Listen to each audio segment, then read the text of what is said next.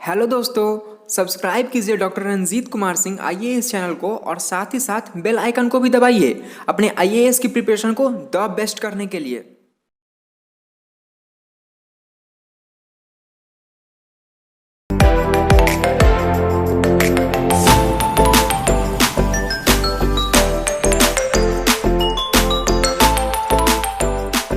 चलिए, इस क्लास में हम लोग माउंटेन पढ़ेंगे। उत्तर भारत का पर्वत, माउंटेन ऑफ नॉर्थ इंडिया, उसमें आज का टॉपिक है ग्रेटर हिमालय।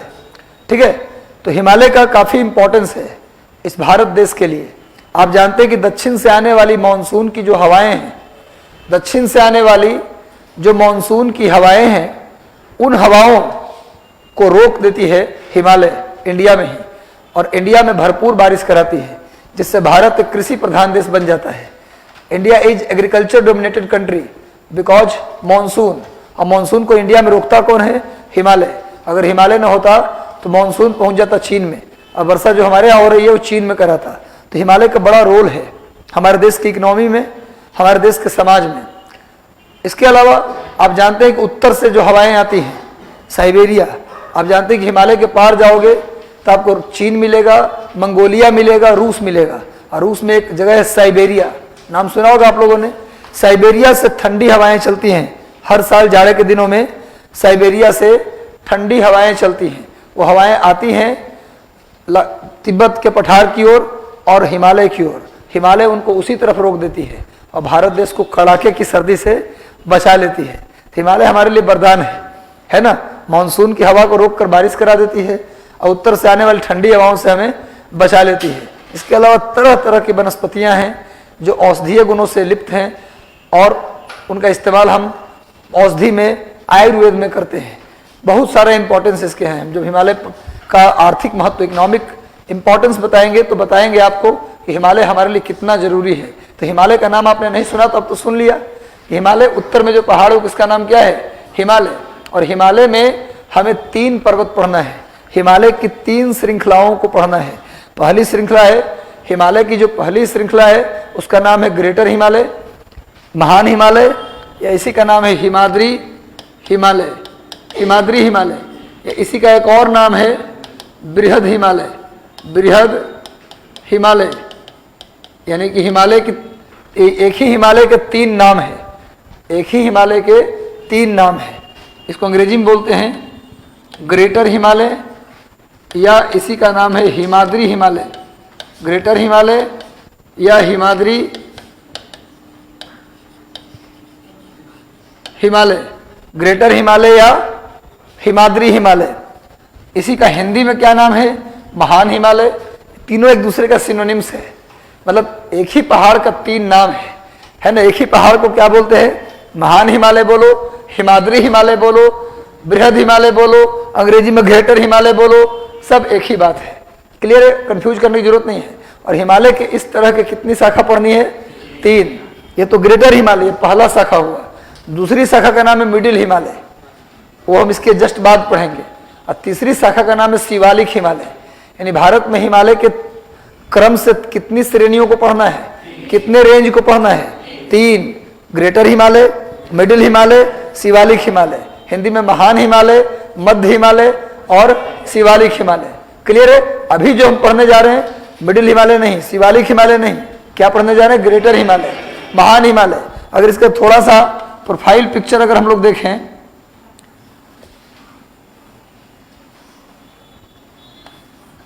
तो ग्रेटर हिमालय का विस्तार देखो कहाँ है। ध्यान दो, यहां से कौन सा राज्य है? जम्मू कश्मीर। कौन सा राज्य है? जम्मू कश्मीर। अब कौन सा राज्य आ गया?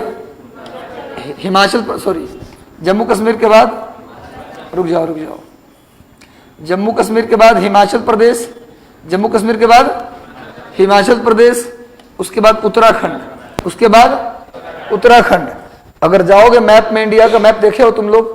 अगर नहीं देखे तो पहला काम आप लोगों का क्या होना चाहिए? भारत के मैप को देखना और उसमें राज्यों को देखना, कौन सा राज्य कहाँ है, तमिलनाडु कहाँ है, तेलंगाना कहाँ है। और भारत में राज्यों को नहीं देखना, केवल राज्य को देखने के बाद ये भी देखना किस राज्य की बाउंड्री से कौन कौन सा राज्य लग रहा है। मैप में जाइए, इंडिया वर्ल्ड का मैप आपके पास होगा, अगर नहीं है तो खरीद लीजिए, क्योंकि भूगोल को बिना मैप के आधार पर आप पढ़ नहीं सकते।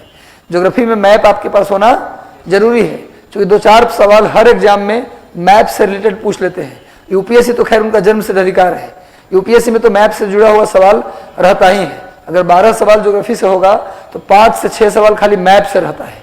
तो इंडिया का और वर्ल्ड का एक मैप का बुक आता है, ऑक्सफोर्ड स्कूल एटलस, ऑक्सफोर्ड का स्कूल एटलस, उसको आप ले लीजिए। और एक आता है 25-25 रुपये का वॉल मैप, वो दीवार में लगाने वाला, चिपकाने वाला, वो भी ले लीजिए। और बिहार में यानी भारत में आप जितने भी राज्य हैं उसको पहले तो ये देखिए कौन सा राज्य कहाँ है। जब ये देख लें तो प्रत्येक राज्य को बारी बारी से देखिए कि मध्य प्रदेश तो उसके चारों तरफ कौन कौन से राज्य हैं, छत्तीसगढ़ तो कौन कौन से राज्य हैं। ऐसे आप भारत के 28 राज्य है उसको पूरे कंप्लीट कीजिए, और उसके बाद सभी राज्य की राजधानी भी आपको याद होना चाहिए। ये सब एकदम बेसिक जीरो लेवल है, कम से कम इतना तो आपको आना ही चाहिए, प्रत्येक राज्य की राजधानी और कौन से राज्य की बाउंड्री से कौन सा राज्य लगता है, ये आपको कंप्लीट होना चाहिए। और ये एक दिन की चीज़ नहीं है, कम से कम 7-8 दिन समय देंगे तो कंप्लीट हो जाएगा, क्योंकि प्रत्येक राज्य की बाउंड्री भी याद करेंगे आप कि हर एक राज्य में कौन कौन सा राज्य छू रहा है, यूपी को कौन कौन सा स्टेट छू रहा है, बिहार को कौन कौन सा स्टेट छू रहा है। तो ऐसे में आपको 28 राज्य का देखना होगा, तो घबराना नहीं है, 8-10 दिन में पूरा देख लेंगे। और नियम बना लीजिए कि रात को या सुबह में कम से कम आधे घंटे डेली हमको मैप देखना है सिर्फ। और कैसे मैप देखना है, मैप की किताब लाइएगा, हम बता देंगे। एक्चुअली आप एक बार में पूरे इंडिया या पूरा वर्ल्ड मत देखिए, आप धीरे धीरे करके देखिए। जैसे आप उत्तर भारत देख रहे हैं तो उत्तर भारत पहले देख लीजिए, फिर दक्षिण भारत देखिए, फिर पूर्वोत्तर को अलग से देख लीजिए। आइए तो पार्ट करके करेंगे तो हो जाएगा। अभी शुरू किया हूं क्लास, इसे चिंता करने की जरूरत क्या नहीं है। समझ में आ रहा है बात? तो देखो भाई, अगर भारत को देखे होगे आप तो सबसे ऊपर में कौन है? जम्मू कश्मीर, उसके बाद कौन है? हिमाचल प्रदेश, उसके बाद कौन है? उत्तराखंड, उसके बाद नेपाल, उसके बाद सिक्किम है, फिर भूटान है, अरुणाचल प्रदेश और चीन के बाउंड्री तक। यानी महान हिमालय का विस्तार अगर आपसे पूछे ये कहाँ है, इसको ऐसे बना लीजिए ताकि दिखाई दे पर्वत। कहाँ है भाई? तो जम्मू कश्मीर, हिमाचल प्रदेश, उत्तराखंड, नेपाल, सिक्किम, भूटान और अरुणाचल प्रदेश और चीन के सीमा तक। आप इसको बनाइए फोटो को, जो लोग नए हैं वो बना लें, पुराने नहीं बनाएंगे क्योंकि पुराना का बना हुआ है। इस चित्र को बना लीजिए, पहले बनाते चलिए, करते चलते हैं। तत्काल ये समझ में आ गया कि महान हिमालय का विस्तार कहाँ है? बोलो, जम्मू कश्मीर, हिमाचल प्रदेश, उत्तराखंड, नेपाल, सिक्किम, भूटान, अरुणाचल प्रदेश और चीन के सीमा पर। और भारत के कितने राज्यों में है? अगर पूछा जाए इंडिया के कितने राज्यों में पहाड़ का विस्तार, तो 1, 2, 3, 4, 5। पूछा जाए महान हिमालय भारत के कितने राज्यों में विस्तृत है, तो 5 राज्यों में। कौन कौन? जम्मू कश्मीर, हिमाचल प्रदेश, उत्तराखंड, सिक्किम और अरुणाचल प्रदेश।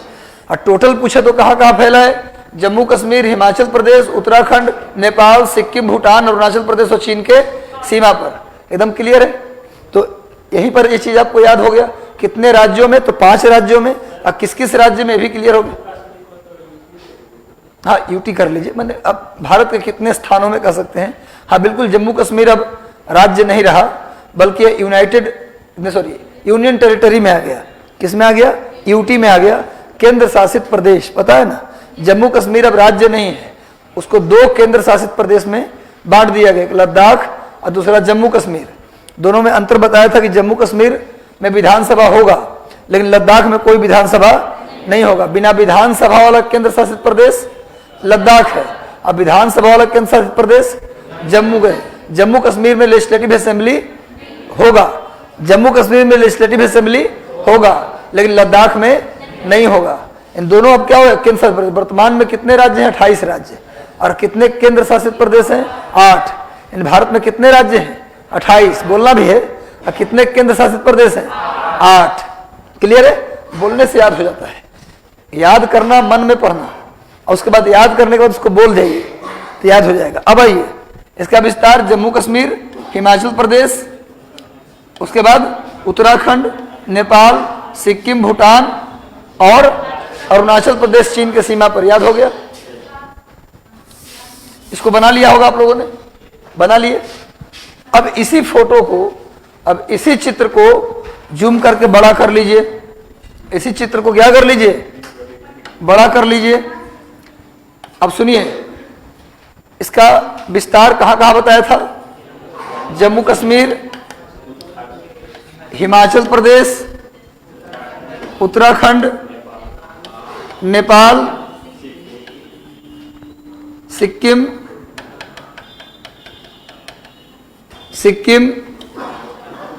भूटान, अरुणाचल प्रदेश और चाइना के बॉर्डर पे। इसको बना लीजिए आप लोग। अब इसको एक बड़ा फोटो भी नीचे बना लीजिए, वो जो प्रोफाइल पिक्चर था।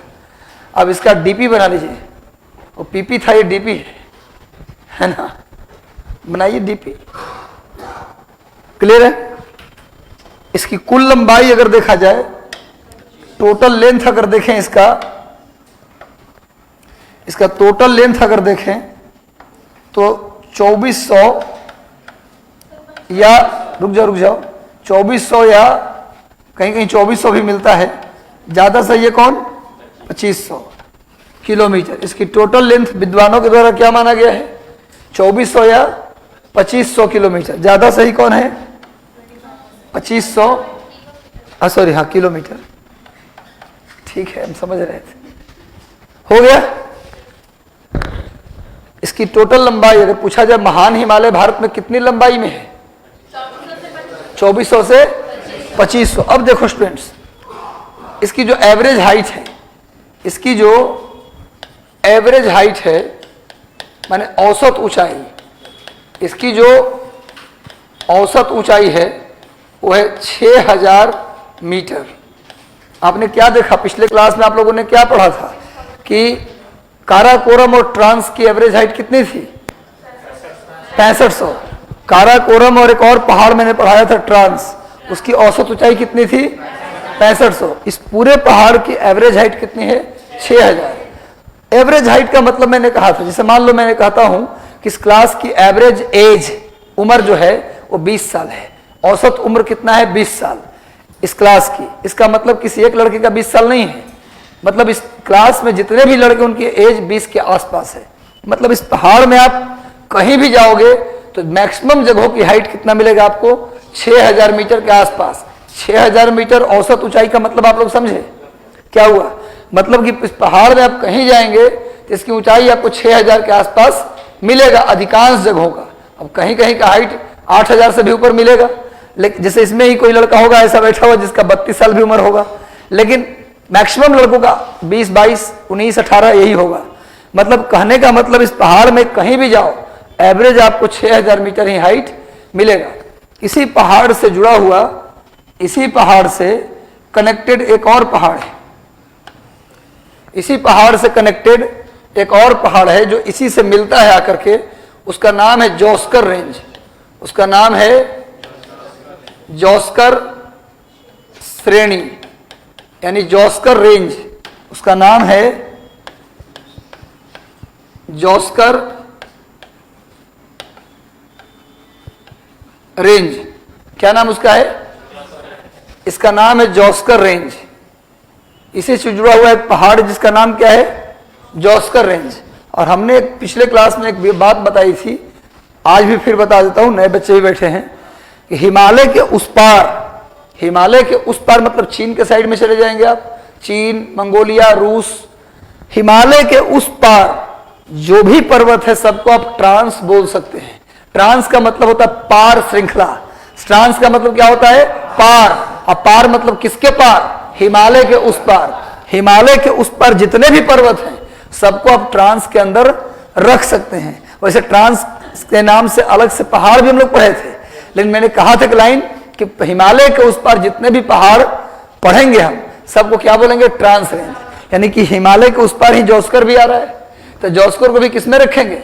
है ग्रेटर हिमालय का हिस्सा, है ग्रेटर हिमालय का हिस्सा, लेकिन हिमालय के पार में दिख रहा है, इसलिए इसको भी ट्रांस के अंदर ही रखते हैं। यानी जोस्कर अभी तक क्या पढ़े? जोस्कर, ट्रांस या लद्दाख रेंज या काराकोरम, ये सब क्या है? ट्रांस का ही पार्ट है। आपने पढ़ा ना, काराकोरम, लद्दाख, जोस्कर, ये सब किसका पार्ट है? ट्रांस का। हिमालय के उस पार, ट्रांस का मतलब ही होता पार श्रृंखला। ट्रांस का मतलब पार, ना पार का मतलब हिमालय पार जितने भी पर्वत दिख रहे हैं सब के सब क्या है? सबको हम क्या बोल सकते हैं, बोलो, ट्रांस रेंज। एकदम क्लियर है ना, कहीं कोई दिक्कत नहीं है। अब देखो ये जो जॉस्कर रेंज आप देख रहे हैं, पहाड़ ये होगा अगर मान लीजिए, तो पहाड़ में इसका ऊपर में भी ढलान होगा, ढलान में तो स्लोप इस तरफ भी होगा और इस तरफ भी होगा। ऐसे अगर पहाड़ है तो उधर भी स्लोप होगा, इधर भी स्लोप होगा, उस पार भी और इस पार भी। तो दोनों पार पहाड़ के जॉस्कर रेंज, समझिएगा ये जॉस्कर रेंज है, तो जॉस्कर रेंज के इस पार भी इसके ढलान पर घास मिलता है, इस पार भी क्या मिलता है, घास। जॉस्कर रेंज में एक विशेष प्रकार का घास मिलता है, घास समझते हो ना, जो जानवरों के चारा का काम आता है। यहाँ एक विशेष प्रकार का घास मिलता है, यहाँ एक विशेष प्रकार का क्या मिलता है, घास मिलता है, जो जानवरों के चारा का काम आता है। इस घास को हम लोग बोलते हैं, इस पार वाले को बोलते हैं रुपसू घास, रुपसू ग्रास, और इस पार वाले को बोलते हैं देवसाई घास, देवसाई घास, देवसाई ग्रास, देवसाई घास। इसको बोलते हैं रुपसू घास, रुपसू घास। यानी पूछा जाए आपसे कि किसका हिस्सा है, जॉस्कर रेंज किसका हिस्सा है, तब क्या बोलेंगे, ट्रांस रेंज का।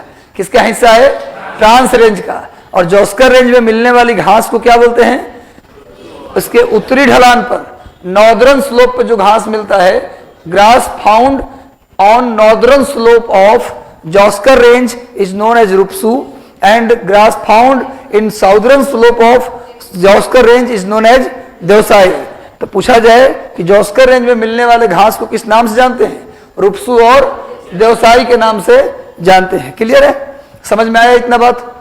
अब आइए, अब एक चीज मैंने बताया कि इसकी जो औसत ऊंचाई है कितना है, 6000 मीटर। अब एक बात बताइए, मैं पहले भी बताया तो फिर बता दे रहा हूं कि जैसे जैसे आप ऊपर की ओर जाते हैं, प्रत्येक 165 मीटर पर 1 डिग्री सेल्सियस तापमान घट जाता है। ये हम लोग 9, 10, 6, 7 क्लास में पढ़े हैं कि ऊपर की ओर जाते हुए तापमान घटता है, तभी तो ऊंचे ऊंचे पहाड़ों पर बर्फ जमा रहता है। ऊंचे ऊंचे पहाड़ों पर बर्फ क्यों मिलता है, ऊंचाई पर जाने पर ठंड क्यों लगता है। जब भी गर्मी होती है शाम को हम कहाँ चले जाते हैं, छत पर। जब भी गर्मी होती है हम थोड़ा ऊंचाई पर जाकर सोने का प्रयास करते हैं। लाइट चली गई है, लाइट आने की कोई व्यवस्था है नहीं, तो हम बहुत ऊंचाई पर, सबसे ऊपर वाला जो तल है उस पर जाकर सोने का प्रयास करते हैं, क्योंकि ऊंचाई पर जाते हुए टेम्परेचर क्या होता चला जाएगा, नॉर्मल होता चला जाता है। तो प्रत्येक 165 मीटर पर 1 डिग्री सेल्सियस तापमान घट जाता है। और इसी हिसाब से यदि आप चले जाइए 1000 मीटर तक, तो तापमान 6.4 या 6.5 डिग्री सेल्सियस क्या हो जाता है, माइनस हो जाता है। इसी हिसाब से कैलकुलेट करिएगा, 165 इंटू 165 इंटू 165, तो 1000 मीटर से चले जाएंगे इसी हिसाब से, तो 1 घटते घटते कितना घट जाएगा, 6.5 डिग्री सेल्सियस। अब मुझे बताओ आप लोग कि 6000 मीटर की ऊंचाई पर आपको जाना है, इस पहाड़ में अगर गर्मी के दिनों में भी ऊपर जाते हैं तो आपको तापमान नीचे के तुलना में ऊपर कितना घट जाएगा, 1000 मीटर में 6.5, तो 6000 मीटर में कितना घट जाएगा, 6 36, 1000 में 6.5, तो 6 36 अब 0.5 और है, तो 3 और 39 डिग्री, यानी कि 39 डिग्री तापमान नीचे के तुलना में ऊपर कम मिलेगा। यानी गर्मी के दिन में भी जाओगे तो यहाँ तापमान माइनस में मिलेगा। गर्मी के दिन में अगर इस पहाड़ में जाते हैं ऊपर आप, तो तापमान क्या मिलेगा, माइनस में। माइनस में टेम्परेचर मिलेगा, तो बताइए कि जाड़ा की क्या हालत होती होगी। जब गर्मी में माइनस है तो जाड़े की हालत क्या होती होगी। ऐसे में इंसान रहेगा इस पहाड़ पर, नहीं रहेगा। तो यहाँ पर कोई हिल स्टेशन बना सकते हैं क्या, नहीं बना सकते। तो लिख लीजिए, there is no hill station in Greater Himalaya due to height. पहाड़ से दूर हटके कुछ भी लिखने का काम हो तो पहाड़ के आसपास ना लिखें, पहाड़ से थोड़ा दूर हटके या फिर दूसरा पेज में लिखें। ये सब जो बनाना होगा ना, ये लिखना होगा, ये वाला इंफॉर्मेशन लिखेंगे ना, अगर नहीं पता तो ये कितनी ऊंचाई पर कितना डिग्री घटता है, इसको भी तो नोट करेंगे। तो एक्स्ट्रा बात अब पेज बदल के लिखें, उसी पेज में ना लिखें। क्लियर है, उससे आपको सहूलियत होगा। फिर बाद में आप ही का फिर इतना रफ हो जाएगा कि आपको समझ में नहीं आएगा कहाँ लिखें। तो लिख लीजिए, there is no hill station, there is no hill station in Greater Himalaya due to height. There is no hill station in Greater Himalaya लिखा हुआ है, अच्छा है, इन ड्यू टू हाइट ये भी लिखा हुआ है, गुड, ये सब लिखा हुआ है सारा, फिर ठीक है। There is no hill station in Greater Himalaya due to height. कहा है भाई क्योंकि इतना ज़्यादा ठंड हो जाता है ऊंचाई पर, वहाँ इंसान को रहना मुश्किल है। हिल स्टेशन का वैसे हिंदी होता है पहाड़ी केंद्र नहीं, हिल स्टेशन का हिंदी होता है स्वास्थ्य वर्धक केंद्र। क्या नाम हिंदी होता है? स्वास्थ्य वर्धक केंद्र। जब तबीयत खराब होता तो लोग कहाँ जाते हैं? शिमला घूमने के लिए, कि पैरास्टामोल खाते हैं। भैया तबीयत खराब होता तो क्या खाते? दवाई खाते हैं। ये हिल स्टेशन पर घूमने जाते हैं। हिल स्टेशन को बोला जाता है हिंदी में स्वास्थ्य वर्धक केंद्र। अगर यहाँ बना दिए हिल स्टेशन तो पता चला स्वास्थ्य विज्ञान केंद्र बन जाएगा वो। नहीं जी, फिर कुछ और नाम देना पड़ेगा। हार्ट अटैक केंद्र पहली बार गए हैं तो लगेगा, हो सकता है कि हार्ट अटैक भी आ जाए। ठीक है, मैं इसीलिए आपको आसपास में लिखने नहीं बोल रहा था, क्योंकि मेरे पास तो ऑप्शन है मिटा देने का, आपके पास मिटा देने का ऑप्शन नहीं है। चलिए, इस पहाड़ में कुछ चोटी भी है, कुछ पिक्स भी है, कुछ पिक्स भी है, बना लीजिए। उसमें सबकी हाइट आपको जानना नहीं है, कुछ पिक की हाइट आपको बता देंगे हम, और कुछ पिक का नहीं भी जान सकते हैं, कोई दिक्कत नहीं।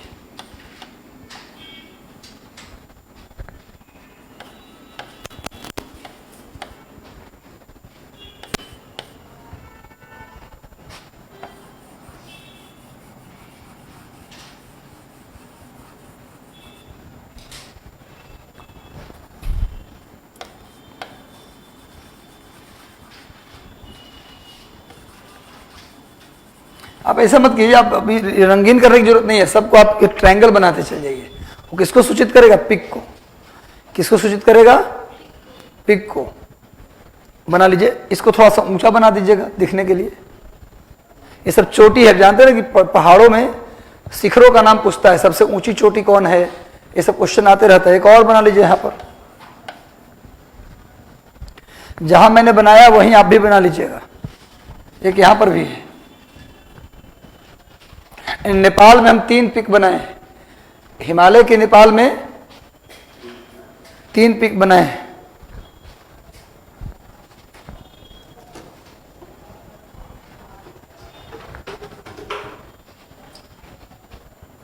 हो गया, बन गया पिक सबका। अरे आप उतना रंगीन मत कीजिए, आप सिर्फ ऐसे करके कर लीजिए ना, हो गया पिक। अब ऐसे ऐसे फील करिएगा तो बहुत टाइम लग जाएगा, वो अब अच्छा लगता भी नहीं है। अगर आप वैसे फील करेंगे तो अच्छा देखने में नहीं लगता है ना। तो इसका नाम लिखिए Mount Everest. Mount Everest.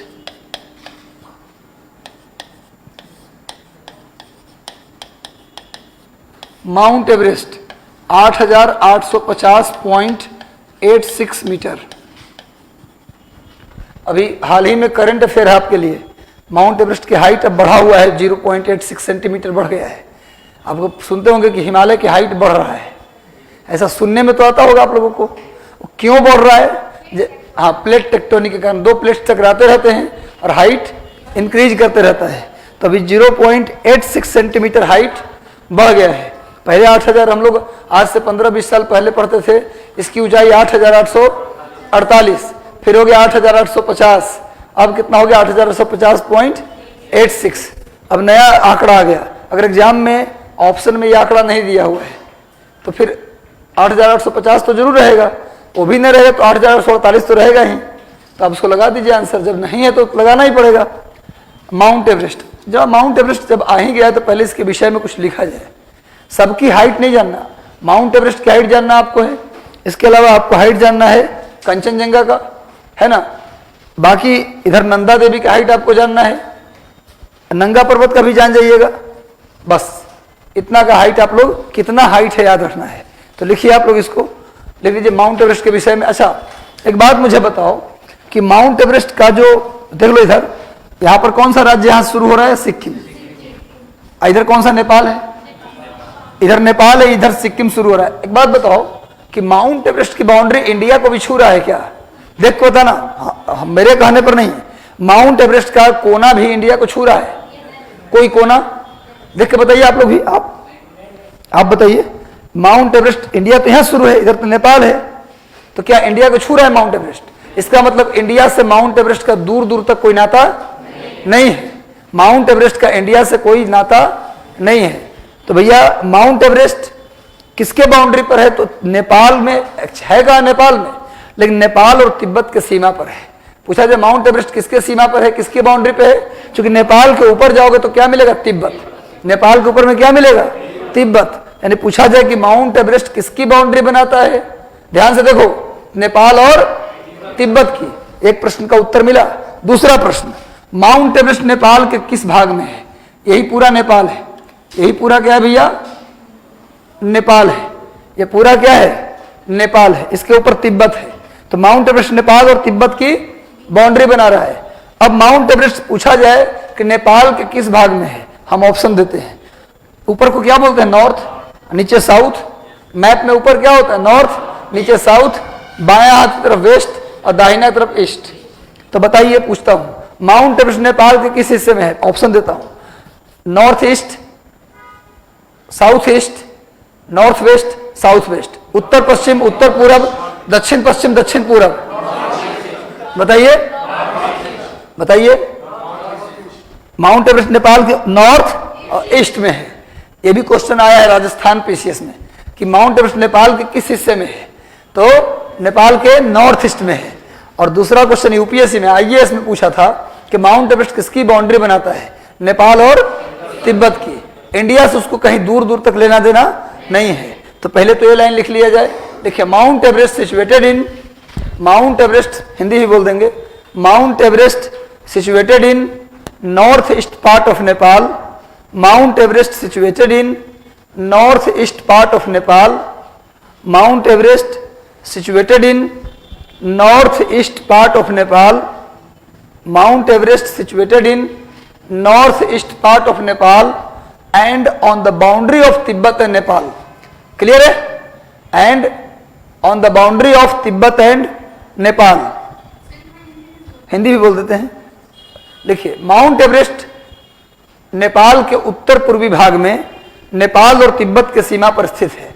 Mount Everest Nepal के उत्तर पूर्वी भाग में, माउंट एवरेस्ट नेपाल के उत्तर पूर्वी भाग में, माउंट एवरेस्ट नेपाल के उत्तर पूर्वी भाग में नेपाल और तिब्बत के सीमा पर स्थित है। माउंट एवरेस्ट नेपाल के उत्तर पूर्वी भाग में नेपाल और तिब्बत के सीमा पर, नेपाल और तिब्बत के सीमा पर स्थित है। माउंट एवरेस्ट नेपाल के उत्तर पूर्वी भाग में नेपाल और तिब्बत के सीमा पर स्थित है। कहीं कोई कंफ्यूजन इसमें नहीं है। देखो, इंडिया में माउंट एवरेस्ट नहीं है, लेकिन हमें माउंट एवरेस्ट से बहुत प्यार है, इसलिए उसको प्यार से हम कुछ बोलते हैं। जिससे प्यार होता है उसे प्यार से कुछ बोला भी जाता है। तो माउंट एवरेस्ट को भारत के लोग प्यार से क्या बोलते हैं? नहीं, माउंट एवरेस्ट को भारत के लोग शेरमुख कहते हैं। क्या बोलते हैं? शेरमुख। हाँ, माउंट एवरेस्ट को भारत के लोग प्यार से क्या बोलते हैं? शेरमुख। अब नेपाल में है तो उसको तो प्यार रहेगा ही, तो वो बोलता है सागर माथा। नेपाल क्या बोलता है माउंट एवरेस्ट को? सागर माथा। और तिब्बत के लोग को भी प्यार है, तो वो क्या बोलता है? चोमोलुंगमा, है ना? क्या बोलता है वो? चोमोलुंगमा, चोमोलुंगमा, चोमोलुंगमा। ना हो तो लिख लीजिए आप लोग। Mount Everest is known as, अंग्रेजी वाले पहले, Mount Everest is known as Shermukh in India. Mount Everest Hindi बोलेंगे, वेट कर लीजिएगा। Mount Everest is known as Shermukh in India, Shermukh in India. Mount Everest is known as Shermukh in India, Sagarmatha in Nepal. अच्छा, Mount Everest is known as Shermukh in India, Sagarmatha in Nepal. इतना simple अंग्रेजी बोलता हूं ना कि कोई भी समझ जाएगा।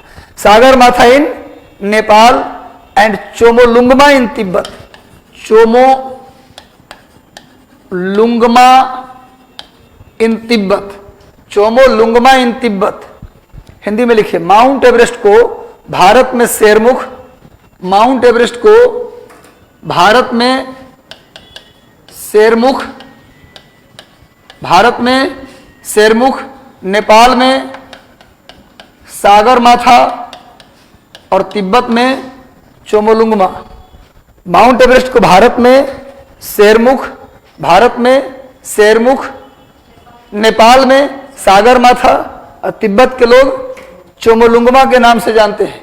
Tibet, Mount Everest is known as Shermukh in India, Sagarmatha in Nepal and Chomolungma in Tibet. याद रहेगा आप लोगों को।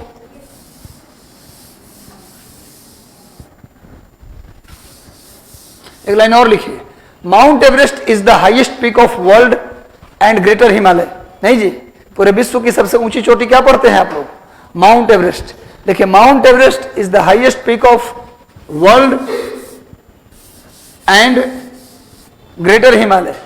World and greater Himalaya, Mount Everest महान हिमालय की, माउंट एवरेस्ट महान हिमालय की तथा विश्व की सबसे ऊंची चोटी है।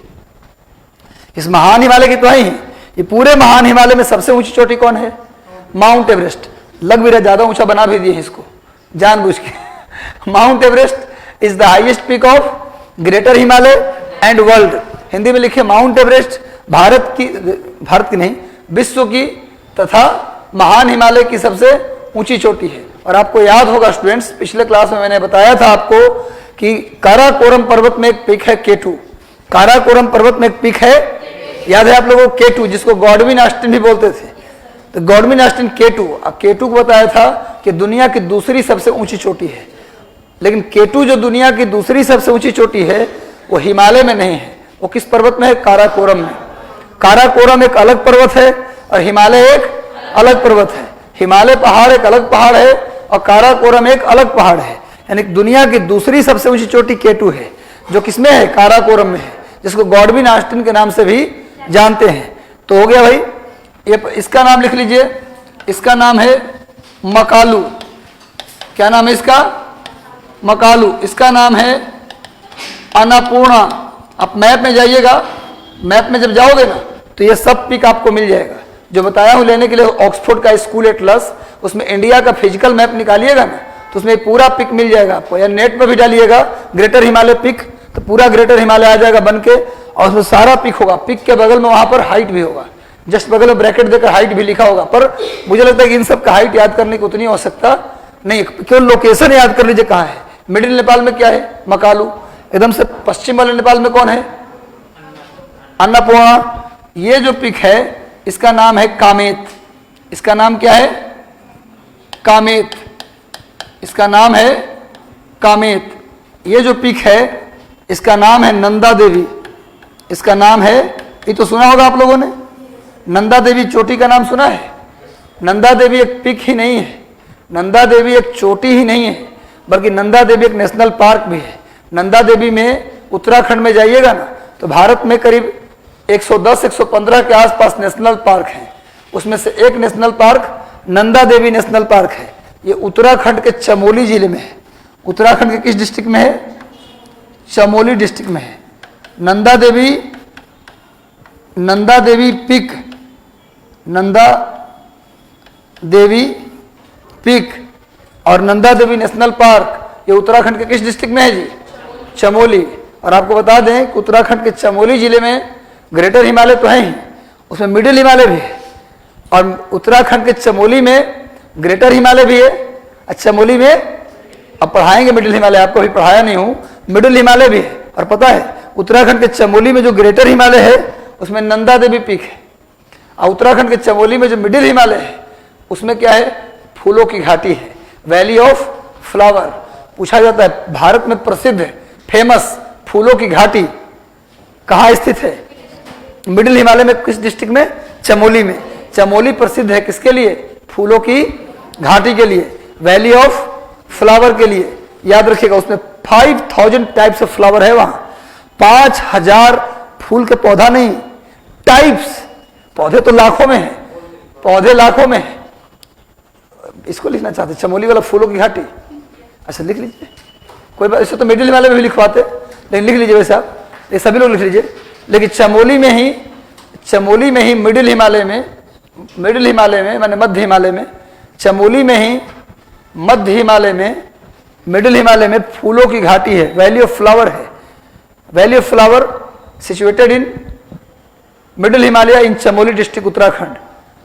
चमोली में ही मध्य हिमालय में, मिडिल हिमालय में फूलों की घाटी स्थित है, वैली ऑफ फ्लावर स्थित है। फूलों की घाटी, पूरा दोनों तरफ पहाड़ है। इस तरह से सुनो, इतना खूबसूरत सीन है वहां का। इधर भी पहाड़ ऊंचा, इधर भी पहाड़, जाड़े में बर्फ से ढक जाता है और किनारे में फूल, कलरफुल। कितना खूबसूरत सीन होगा। कभी नौकरी हो जाए, पैसे हो जाए तो जरूर जाओ, घूम करके आओ। ऐसे बेरोजगारी में जाने पर उतना अच्छा नहीं लगता है, नहीं, अपना पैसा हो खर्चा करते जाए, जहां मर्जी वहां खर्च। चमोली, चमोली है ना, आगे आइए, सही बोल रहे हैं। मतलब आप खुद के खर्चे से जाएंगे ना, तो जहां खर्च करने का मन होगा, कोई कहेगा कि इस फूल को तोड़ के ले जाएं, तो लगेगा 5,000, अरे लो यार पर फूल दे दो हमको। और किसी और में किसी और गार्जियन के पैसे जाएंगे तो थोड़ा लिमिटेड रहेंगे, चलो चुपचाप से। बच्चा जिद करता है ना, बाजार में जाकर बच्चा जिद करता है कि हमको ये लेना है, अरे चलो बाद में ले लेंगे, चलो चलो चलो यहाँ से, है ना। तो या फिर कुछ देख रहे हैं आप, अलग रहा कि यहीं पर खड़ा रहें, देखते रहें, चलो अब बहुत टाइम हो गया, शाम हो गया, निकलो यहाँ से, है ना। ये सब बचपन, हाँ, फोटो वोटो खींचने का मन रहता है। हो गया, हाँ जी। कहते हैं कि जवाहरलाल नेहरू गए थे घूमने यहाँ माउंट बेटन के साथ, अब माउंट बेटन बेहोश हो गया था फूल के सुगंध से। हाँ, फूल के सुगंध से माउंट बेटन बेहोश हो गया। बाकी पूरे पार्क का सैर चाचा नेहरू माउंट बेटन की पत्नी को, मतलब वो बेहोश पड़ा रहा, और ये पूरा समझे, सारा डील फाइनल हो गया वहीं पर। चलिए आगे आते हैं, रियल बात ही हम नहीं बोल रहे हैं। और बोले सर कहाँ से नेहरू जी का कहानी निकाले, ये तो बीजेपी वाले लोग निकालते रहते हैं। एक्चुअली क्या है कि ये माउंट बेटन की बेटी का किताब आया है, माउंट बेटन की पुत्री एक हैं, अब बुजुर्ग हो गई, उनका एक किताब आया है, उसमें पूरी कहानी का जिक्र किए हैं। आप, हम नहीं सुनाएंगे, आप खुद वहाँ जाके पढ़ लीजिए, ज़्यादा बेहतर होगा। अब जाके सब बच्चा सर्च मारेगा नेट पर कि माउंट बेटन डाउटर बुक, भले नाम याद न रहे। हाँ जी, चलिए, तो भैया ये है नंगा पर्वत, इसका नाम है नंगा पर्वत। वैसे नंदा देवी पिक की हाइट है 7,816 मीटर, इसकी हाइट लिख सकते हैं आप। नंगा पर्वत, इसको अंग्रेजी में ही बोलते हैं नंगा पर्वत, ज़्यादा अंग्रेजी मत कर दीजिएगा, नहीं तो और खतरनाक हो जाएगा। नंगा पर्वत, ये इसकी हाइट है 8,126 मीटर। 8,000, नंगा पर्वत की हाइट 8,126, नंदा देवी की हाइट 7,816। एक पिक यहां पर है नेपाल और भारत के बॉर्डर पे, देख रहे हो ना, इसका नाम है कंचनजंगा। कंचनजंगा, कंचनजंगा, इसकी हाइट है 8,598 मीटर। बस इतना ही का हाइट जानिए। इसका नाम है नामचा बरुआ, नामचा बरुआ, नामचा बरुआ, इधर लिख देता हूं, नामचा Barua, नामचा Barua.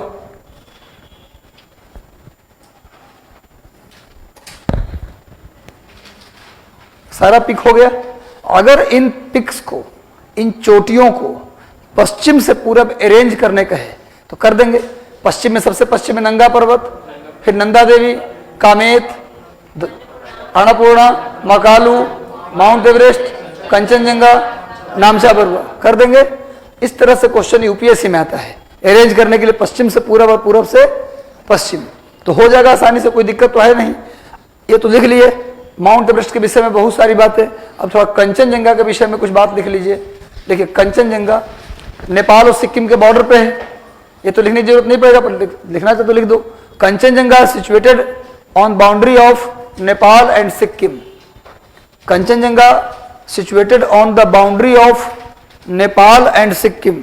Kanchenjunga situated at the boundary of Nepal and Sikkim. Kanchenjunga Nepal और सिक्किम के सीमा पर स्थित है। कंचनजंगा नेपाल और सिक्किम के सीमा पर स्थित है। कंचनजंगा नेपाल और सिक्किम के बाउंड्री पर स्थित है, सीमा पर स्थित है। क्लियर है। कंचनजंगा पूरे, आप जानते हो, पूरे दुनिया की सबसे ऊंची चोटी क्या बताया? Mount Everest. और सेकेंड हाईएस्ट पिक दुनिया का K2 बताया, वो काराकोरम में है। पूरे दुनिया की तीसरी सबसे ऊंची चोटी कंचनजंगा है। मतलब कि सुनो, पूरी दुनिया की सबसे ऊंची और तीसरी सबसे ऊंची, ये दोनों कहाँ है? ग्रेटर हिमालय में। समझ में आ रहा है बात? पर सेकेंड हाईएस्ट पिक कहाँ है? काराकोरम में। समझ में आ रहा है ना? कंफ्यूजन तो नहीं होगा? किसी और के घर में किसी और को दोनों घुसा दीजिएगा, ठीक है? देख लीजिएगा, नहीं तो लड़ाई झगड़ा हो जाएगा। जिसको जहां ले जाना वहीं ले जाइए। जैसे मान लीजिए कि रूम बुक है, पहले से कोई आदमी बुक कर लिया रूम, बढ़िया वाला रूम, आके हम आए हैं भैया, मान लो यहाँ पर अतिथि ग्रुप में आए हैं और फर्स्ट पहले हम ही आए, तो देख लीजिए जिसमें रहना रह लीजिए। तो हमने आगे रह लिया। बाद में कहीं गए निकल के बाहर तो किसी और को उसमें बैठा दिए तो फिर लड़ाई होगा ना। तो यह काराकोरम में क्या है, K2। और बाकी दूसरी और पहली और तीसरी सबसे ऊंची चोटी दुनिया की कहाँ है, ग्रेटर हिमालय में। याद हो रहा है ना सबको, समझ में भी आ रहा है ना। तो लिख लीजिए Kanchenjunga is third highest peak of world. Kanchenjunga is third highest peak of world. Kanchenjunga विश्व की तीसरी सबसे ऊंची चोटी है। कंचनजंगा विश्व की तीसरी सबसे ऊंची चोटी है।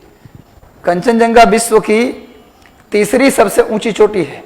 Kanchenjunga is third highest peak of world. एक बहुत बढ़िया बात यह है कि अगर आपसे पूछा जाए कि महान हिमालय की सबसे ऊंची, तो ग्रेटर हिमालय, माउंट एवरेस्ट। पूरे ग्रेटर हिमालय की सबसे ऊंची चोटी तो माउंट एवरेस्ट, लेकिन वो इंडिया में नहीं है। अगर आपसे पूछा जाए कि ग्रेटर हिमालय की इंडिया में सबसे ऊंची चोटी तो कंचनजंगा। तो लिख लीजिए Kanchenjunga is the highest peak of Greater Himalaya in India. इसमें इंडिया लगा दीजिए। Kanchenjunga is the highest peak of Greater Himalaya in India. Hindi में लिख दीजिए कंचनजंगा भारत में महान हिमालय की सबसे ऊंची चोटी। समझ में आ रहा है अंतर क्या है? अरे अंतर समझ में आ रहा है? ग्रेटर हिमालय की सिंपल सबसे ऊंची चोटी, तो आंसर क्या होगा? ग्रेटर हिमालय की सबसे ऊंची चोटी तो माउंट एवरेस्ट, लेकिन इंडिया में सबसे ऊंची चोटी ग्रेटर हिमालय की तो कंचनजंगा। क्लियर है ना? तो लिखिए कंचनजंगा भारत में महान हिमालय की सबसे ऊंची चोटी है। कंचनजंगा भारत में महान हिमालय की सबसे ऊंची चोटी है। कंचनजंगा भारत में महान हिमालय की सबसे ऊंची चोटी है। एकदम क्लियर है, कहीं कोई दिक्कत नहीं है। एक पॉइंट और लिखिए नंदा देवी के बारे में। नंदा, अच्छा एक चीज अभी कंचनजंगा के बारे में लिखो, रुक जाओ। कंचनजंगा में एक बायोस्फीयर रिजर्व भी है। कंचनजंगा पीक तो है ही, जैसे बताया कि नंदा देवी में नेशनल पार्क है, वैसे ही कंचनजंगा में एक जैव मंडल आरक्षित क्षेत्र है। एक जैव मंडल आरक्षित क्षेत्र, इसका नाम है, अंग्रेजी में बोलते हैं बायोस्फीयर रिजर्व। बायोस्फीयर रिजर्व, इसका नाम है कंचनजंगा बायोस्फीयर रिजर्व या कंचनजंगा जैव मंडल आरक्षित क्षेत्र। इसको 2016 में शामिल किया जा चुका है यूनेस्को के वर्ल्ड हेरिटेज साइट में। लिख लीजिए कंचनजंगा को यूनेस्को के वर्ल्ड हेरिटेज साइट, कंचनजंगा को यूनेस्को के world heritage site, Kanchenjunga included in world heritage site of UNESCO.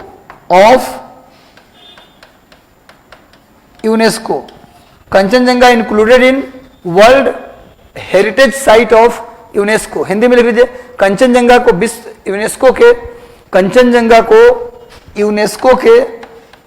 UNESCO के विश्व विरासत सूची में भी 2016 भी जोड़ दीजिएगा। 2016 में यूनेस्को कंचनजंगा को 2016 में यूनेस्को के विश्व विरासत सूची में भी शामिल किया जा चुका है। लिख लिए 2016 जोड़ दीजिएगा, इन 2016 कंचनजंगा को 2016 में यूनेस्को के विश्व विरासत सूची में भी शामिल किया जा चुका है। Kanchenjunga included in world heritage site of UNESCO इन 2016। 2016 में कंचनजंगा को यूनेस्को के विश्व विरासत स्थल में भी शामिल किया जा चुका है। यूनेस्को का हेडक्वार्टर पेरिस में है। यूनेस्को का मुख्यालय कहाँ है? पेरिस। यूनेस्को का मुख्यालय पेरिस। पेरिस किस नदी के किनारे है? सीन। पेरिस किस नदी के किनारे है? सीन। कैसे याद रहेगा? पेरिस में एक टावर है, एफिल टावर। फ्रांस की राजधानी पेरिस। पेरिस यूनेस्को का हेडक्वार्टर भी है और फ्रांस की राजधानी भी है। वहां कौन सा टावर है? Eiffel tower. और एफिल टावर पर ऊपर चढ़ेंगे तो क्या नजर आएगा? सीन। याद रहेगा, टावर पर चढ़ने के बाद क्या नजर आता है? नीचे क्या नजर आता है? सीन। सीन मतलब सीनरी जो देखने को मिलता है हमारा, तो सीन से रहेगा याद। पेरिस किस नदी के किनारे? अगर आपको पता है कि एफिल टावर पेरिस में है तो एफिल टावर से क्या नजर आएगा? सीन नहीं, सीन नदी नजर आएगा। क्लियर है? अब तो भूलेंगे नहीं कभी। इस तरह से बोलने का मकसद सिर्फ इतना होता है कि आपको भुला भी जाए अगर कि पेरिस किस नदी के किनारे, तो आपको याद रहे कि सर बताया तो कुछ एफिल टावर, उससे क्या नजर आएगा? सीन। सीन नदी। पेरिस किस नदी के किनारे है? Paris situated on the bank of Seine river. Clear है? तो भैया यूनेस्को का हेडक्वार्टर भी कहाँ है? पेरिस में। क्लियर है? अब यूनेस्को का फुल फॉर्म लिख लीजिए, United Nation Educational Scientific Cultural Organization. Hindi में भी बोल देंगे, पहले अंग्रेजी में लिख लीजिए, अंग्रेजी में आप लोग भी लिख लीजिए, यूनाइटेड नेशन, हिंदी वाले भी लिख लीजिए, United Nation educational, EDUCATIONAL, United Nation educational, Bihar की भाषा में एजुकेशनल, यहाँ एजुकेशन को लोग क्या बोलते हैं? एजुकेशन। एकदम बिल्कुल नॉन एजुकेटेड है ना, यहाँ पर नहीं बोलते एजुकेटेड है, होता है एजुकेटेड, लेकिन बोलते कि हम लोग हैं एजुकेटेड। अपने मन से डी को जी ज बना दिए, तो है ना, यहाँ लड़का को बना देते हैं लड़का, लड़की को बना देते हैं लड़की, अड़ा को क्या करते हैं? सड़क को सड़क, है ना, बोलते हैं ना। हमारा बेटा है ना, स्कूटर से जा रहा था, सड़क पर सड़क गया। सड़क अड़ा का उच्चारण करने नहीं आता। उत्तर बिहार के खास करके जो लोग हैं ना, वो अड़ा को क्या पढ़ते हैं? र, है ना, क्या? यूनाइटेड नेशन, हिंदी बोल देंगे, एजुकेशनल साइंटिफिक, एस से साइंटिफिक, फिर Cultural Organization. United Nation Educational, S से साइंटिफिक, सी से कल्चरल ऑर्गेनाइजेशन। हो गया? हिंदी में लिखिए, संयुक्त राष्ट्र शैक्षणिक वैज्ञानिक सांस्कृतिक संगठन। संयुक्त राष्ट्र शैक्षणिक वैज्ञानिक सांस्कृतिक संगठन। संयुक्त राष्ट्र शैक्षणिक वैज्ञानिक सांस्कृतिक संगठन। United Nation Educational Cultural, Educational Scientific Cultural Organization. संयुक्त राष्ट्र शैक्षणिक वैज्ञानिक सांस्कृतिक संगठन। हो गया ना हिंदी में भी? क्लियर है? अब आइए, अब थोड़ा नामचा बरुआ के विषय में बात कर लें। अच्छा, पहले इसके विषय में, नंदा देवी के विषय में करो। देखो, Nanda Devi is the highest peak of Uttarakhand. Nanda Devi Uttarakhand राज्य की सबसे ऊंची चोटी है। नंदा देवी उत्तराखंड राज्य की सबसे ऊंची चोटी है। नंदा देवी उत्तराखंड राज्य की सबसे ऊंची चोटी है।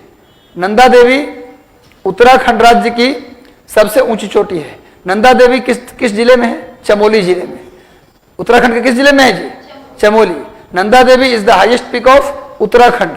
नंदा देवी उत्तराखंड राज्य की सबसे ऊंची चोटी है। सुनो, अब नंगा पर्वत के बारे में पढ़िए, ले तब आगे बढ़ते हैं। एक्चुअली अगर बात करें जम्मू कश्मीर की बात करेंगे तो केटू जो है वो पीओके में आता है, पाकिस्तान ऑक्युपाइड कश्मीर में है। इंडिया के कश्मीर, पूरे कश्मीर को इंडिया मानता है कि मेरा है। बाकी जो पाकिस्तान के कब्जे में है उसको भी इंडिया क्या बोलता है कि मेरा ही है। पाकिस्तान ने उस पर अवैध रूप से कब्जा किया है, पर है तो पाकिस्तान के नियंत्रण में। भारत बोल रहा है कि मेरा है ना, बंटवारा के समय मेरा ही था, पर भाई जो है कब्जा कर लिया, वो अलग बात है। लेकिन अगर पूछा जाए आपसे कि भारत की सबसे ऊंची चोटी, भारत की सबसे ऊंची चोटी, तो आंसर होगा केटू। भारत की सबसे ऊंची चोटी कौन होगा? केटू। चूंकि पाकिस्तान ऑक्युपाइड कश्मीर में जो है उसको भी इंडिया मानता है कि मेरा है। लेकिन पूछा जाए भारत में सबसे ऊंची चोटी, तो कंचनजंगा। ध्यान रखिए, भारत का सबसे ऊंची चोटी तो केटू, क्योंकि वो इंडिया में नहीं है, लेकिन इंडिया मानता है कि वो हमारे ही कब्जे में है। वो पाकिस्तान ऑक्युपाइड कश्मीर जो पीओके है, पीओके नाम सुना है ना, जहाँ कुछ कश्मीर का हिस्सा जिस पर पाकिस्तान कब्जा किया है, उस हिस्सा को बोलते हैं पीओके, पाकिस्तान ऑक्युपाइड कश्मीर। आपको पता होगा उसकी राजधानी है मुजफ्फराबाद। पाकिस्तान ऑक्युपाइड कश्मीर की राजधानी कहाँ है? मुजफ्फराबाद। तो पाकिस्तान ऑक्युपाइड कश्मीर में है, पर भारत सरकार उसको क्या मानता है? अपना। कभी देखे मैप काट के दिखाते हो इंडिया को? इंडिया को उस हिस्सा को काटते कभी देखा है? कभी काट भी देता है कोई। जैसे फीफा वर्ल्ड कप होने वाला था, फीफा वर्ल्ड कप उन लोगों ने काट दिया था, तो भारत ने हल्ला मचाया। गूगल वाले ने एक बार काट के दिखा दिया था, तो भारत ने हल्ला मचाया। 2 दिन के अंदर मैप चेंज करना पड़ा, फिर पूरा दिखाना पड़ा इंडिया। तो भारत का सबसे ऊंची चोटी पूछे तो केटू। अब भारत में, अब बात आ गया में, तो आंसर होगा कंचनजंगा। अगर ये कंचनजंगा भी पूरा इंडिया में कहाँ है? थोड़ा नेपाल में है, थोड़ा इंडिया में है। अगर पूछा जाए कंप्लीट इंडिया में, पूर्णतः इंडिया में स्थित सबसे ऊंची चोटी, तो नंगा पर्वत। पूर्णतः अगर लगा दे, अगर समझ में आ गया भारत की सबसे ऊंची चोटी तो केटू।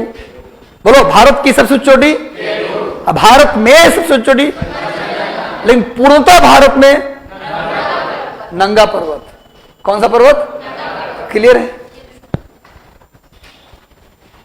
कुछ ज्ञान बढ़ा? इसको हिंदी में ही लिख लीजिए, भारत की, भारत में, अब पूर्णतः भारत में, 3 लाइन। भारत की सबसे ऊंची चोटी, हाईएस्ट, भारत की हाईएस्ट पीक, भारत की सबसे ऊंची चोटी, highest peak of India, highest peak of India तो K2, highest peak in India Kanchenjunga, highest peak of India, highest peak of India तो क्या होगा K2, भारत की सबसे ऊंची चोटी तो K2, भारत में सबसे ऊंची चोटी कंचनजंगा तो क्या लिखेगा, हाईएस्ट पीक इन इंडिया, हाँ वो तो ठीक है, अंतिम बोलेंगे ना, अभी लोग लिख ही रहे हैं, आप जल्दी लिख लिए, अच्छा है, बढ़िया, आप लोग भी थोड़ा सा जल्दी लिख लीजिए। जल्दी लिखने से क्या होता है, टीचर का काम थोड़ा आसान हो जाता है, उसे कम बोलना पड़ता है। समझ में आया? भारत की यानी कि हाईएस्ट पीक ऑफ इंडिया तो आंसर होगा K2, highest peak in India तो आंसर क्या होगा कंचनजंगा, और highest peak complete in India नंगा पर्वत, highest peak complete in India तो नंगा पर्वत हो गया ना। भारत की सबसे ऊंची चोटी तो K2, भारत में सबसे ऊंची चोटी तो कंचनजंगा, अब पूर्णतः भारत में सबसे ऊंची, पूर्णतः भारत में सबसे ऊंची नंगा पर्वत। चलिए एक बात, अभी तो इधर का काम हो गया, थोड़ा इसका काम कर लें, इसका काम अभी किया नहीं, यहां तक सब लोग लिख लिए। अब आ जाइए नामचा बरुआ पर थोड़ा बात कर लें।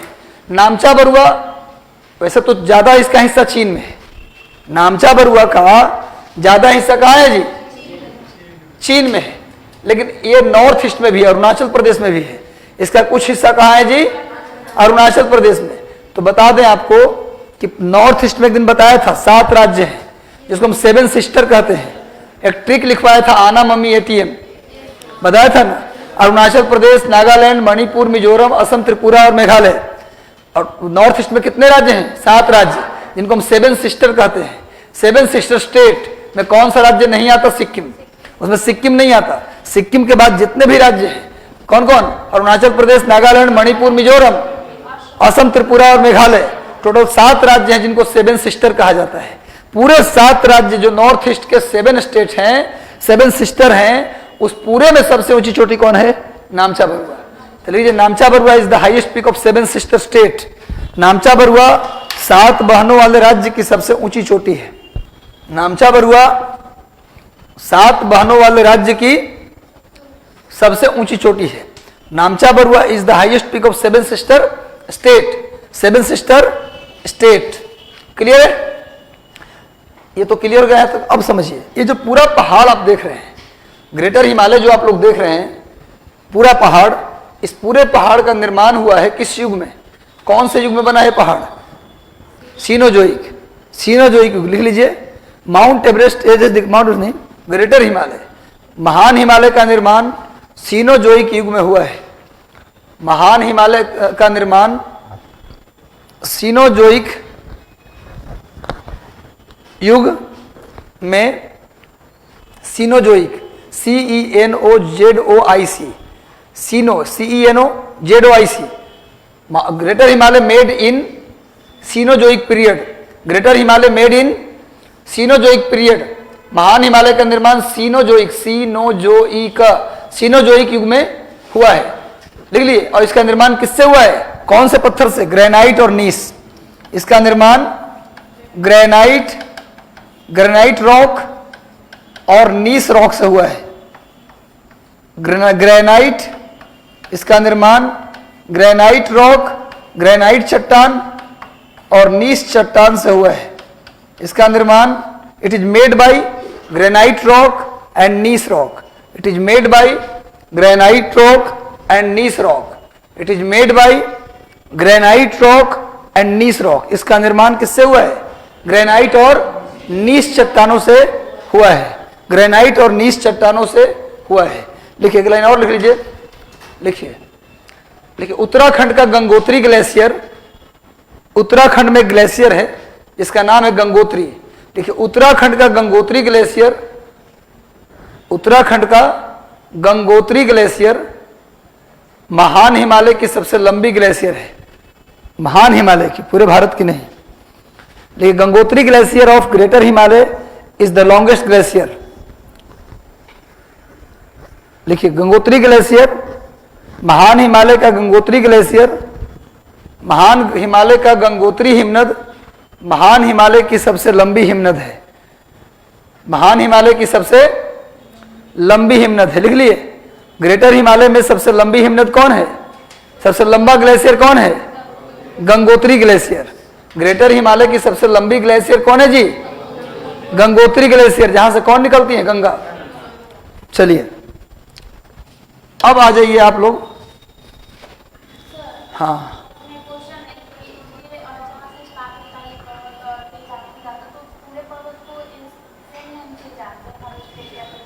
ना ना, ऐसा कुछ नाम नहीं है इसका, महान हिमालय। हो गया? क्लियर है? अब आइए हेडिंग डाल दीजिए passes of Greater Himalaya. Passes of, अभी खत्म नहीं हुआ ग्रेटर हिमालय। कितना बात होता है एक पर्वत के अंदर, कितना बात है? नहीं जी, एक पहाड़ के अंदर कितना बात मिला? बात ही नहीं खत्म हो रहा है। बात चली तो दूर तलक जाएगी। नहीं, पासेज ऑफ ग्रेटर हिमालय यानी महान हिमालय का दर्रा, महान हिमालय का दर्रा, पासेज ऑफ ग्रेटर हिमालय। आप लोग ऐसा करिए, हमने बताया था आप लोगों को कि हमें ग्लेशियर और पास सिर्फ इंडिया का पढ़ना है, बताया था ना, नेपाल, भूटान और तिब्बत का नहीं। तो हम लोग अच्छा देखें, अगर ग्रेटर हिमालय में अगर देखें तो पहला स्टेट कौन मिलता है? क्रम से बताइएगा, ऊपर से नीचे क्रम से, इधर उधर नहीं होना चाहिए। फिर कौन मिलता है उसके बाद? खाली इंडिया का पूछ रहा हूं। फिर कौन मिलेगा? फिर बस दर्रा यानी पासेज। आज के बाद कभी भूलिएगा नहीं, एक ऐसा मंत्र बताने जा रहा हूं जो जीवन भर याद रहेगा। अब देखो, दर्रा से 3 तरह का सवाल आता है। पास से, ग्रेटर हिमालय के पास में क्या लिखवा रहा हूं? जम्मू कश्मीर का दर्रा नहीं लिखवा रहा हूं। हम जम्मू कश्मीर का पास नहीं लिखवाने जा रहे। जम्मू कश्मीर में ग्रेटर हिमालय में जो जो पास वो लिखवाने जा रहे हैं, क्योंकि मिडिल हिमालय में कोई और पास होगा। जम्मू कश्मीर में मिडिल हिमालय भी है, जम्मू कश्मीर में मिडिल हिमालय भी है, उसका पास कुछ और होगा। हम जम्मू कश्मीर के सारे पास नहीं लिखवा रहा हूं, केवल ग्रेटर हिमालय का पास लिखवा रहा हूं। हिमाचल प्रदेश में सारे पास नहीं लिखवा रहा हूं, केवल ग्रेटर हिमालय का पास लिखवा रहा हूं। समझ में आ रहा है बात? तो मैं ये कह रहा हूं कि पास से 3 तरह के सवाल आते हैं। एक तो डायरेक्ट सवाल आ जाएगा छोटे मोटे एग्जाम में कि जोजिला पास कहाँ है, जेलिपला पास कहाँ है, नाथुला पास कहाँ है। डायरेक्ट सवाल, स्टेट का नाम दे देगा, जिस राज्य में टिक कर दीजिए। और एक सवाल आता है 4 पास का नाम दे देगा, इधर 4 स्टेट का नाम दे देगा, मिलाइए कौन से राज्य में कौन सा पास है। Match the following. एक का आएगा क्वेश्चन कि कौन सा पास किसको जोड़ता है, कौन सा दर्रा किसको कनेक्ट करता है। एक क्वेश्चन ये आता है, कौन सा पास किसको किसको जोड़ता है, ये क्वेश्चन ये आता है। तो 3 तरह के सवाल आते हैं, तीनों सवाल पर हम विचार करेंगे। इसका पहले ट्रिक देख लीजिए, अभी उतारिएगा मत आप लोग। बूजो, सिब्बा, माथा नीली,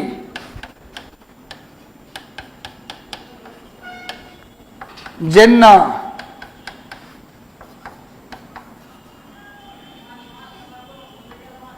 बोसे। इसको एक बार में पढ़ जाना है, अभी बनाई लिखिएगा मत। बूजो, सिब्बा, माथा नीली, जेन्ना, बोसे। इसको 5 बार पढ़ना है अभी, और घर में 21 बार। आपका मुक्ति मिल जाएगा, मतलब जो पुराने कर्मों से मुक्ति। ये मंत्र है, 5 बार बोलिए सब लोग मिलके, आपको ही बोलना है। बूजो, सिब्बा, माथा नीली, जेन्ना, बोसु। पूरा बोलो। बूजो, सिब्बा, माथा नीली, जेन्ना, बोसे। बूजो, सिब्बा, माथा नीली, जेन्ना, बोसे। बोलो।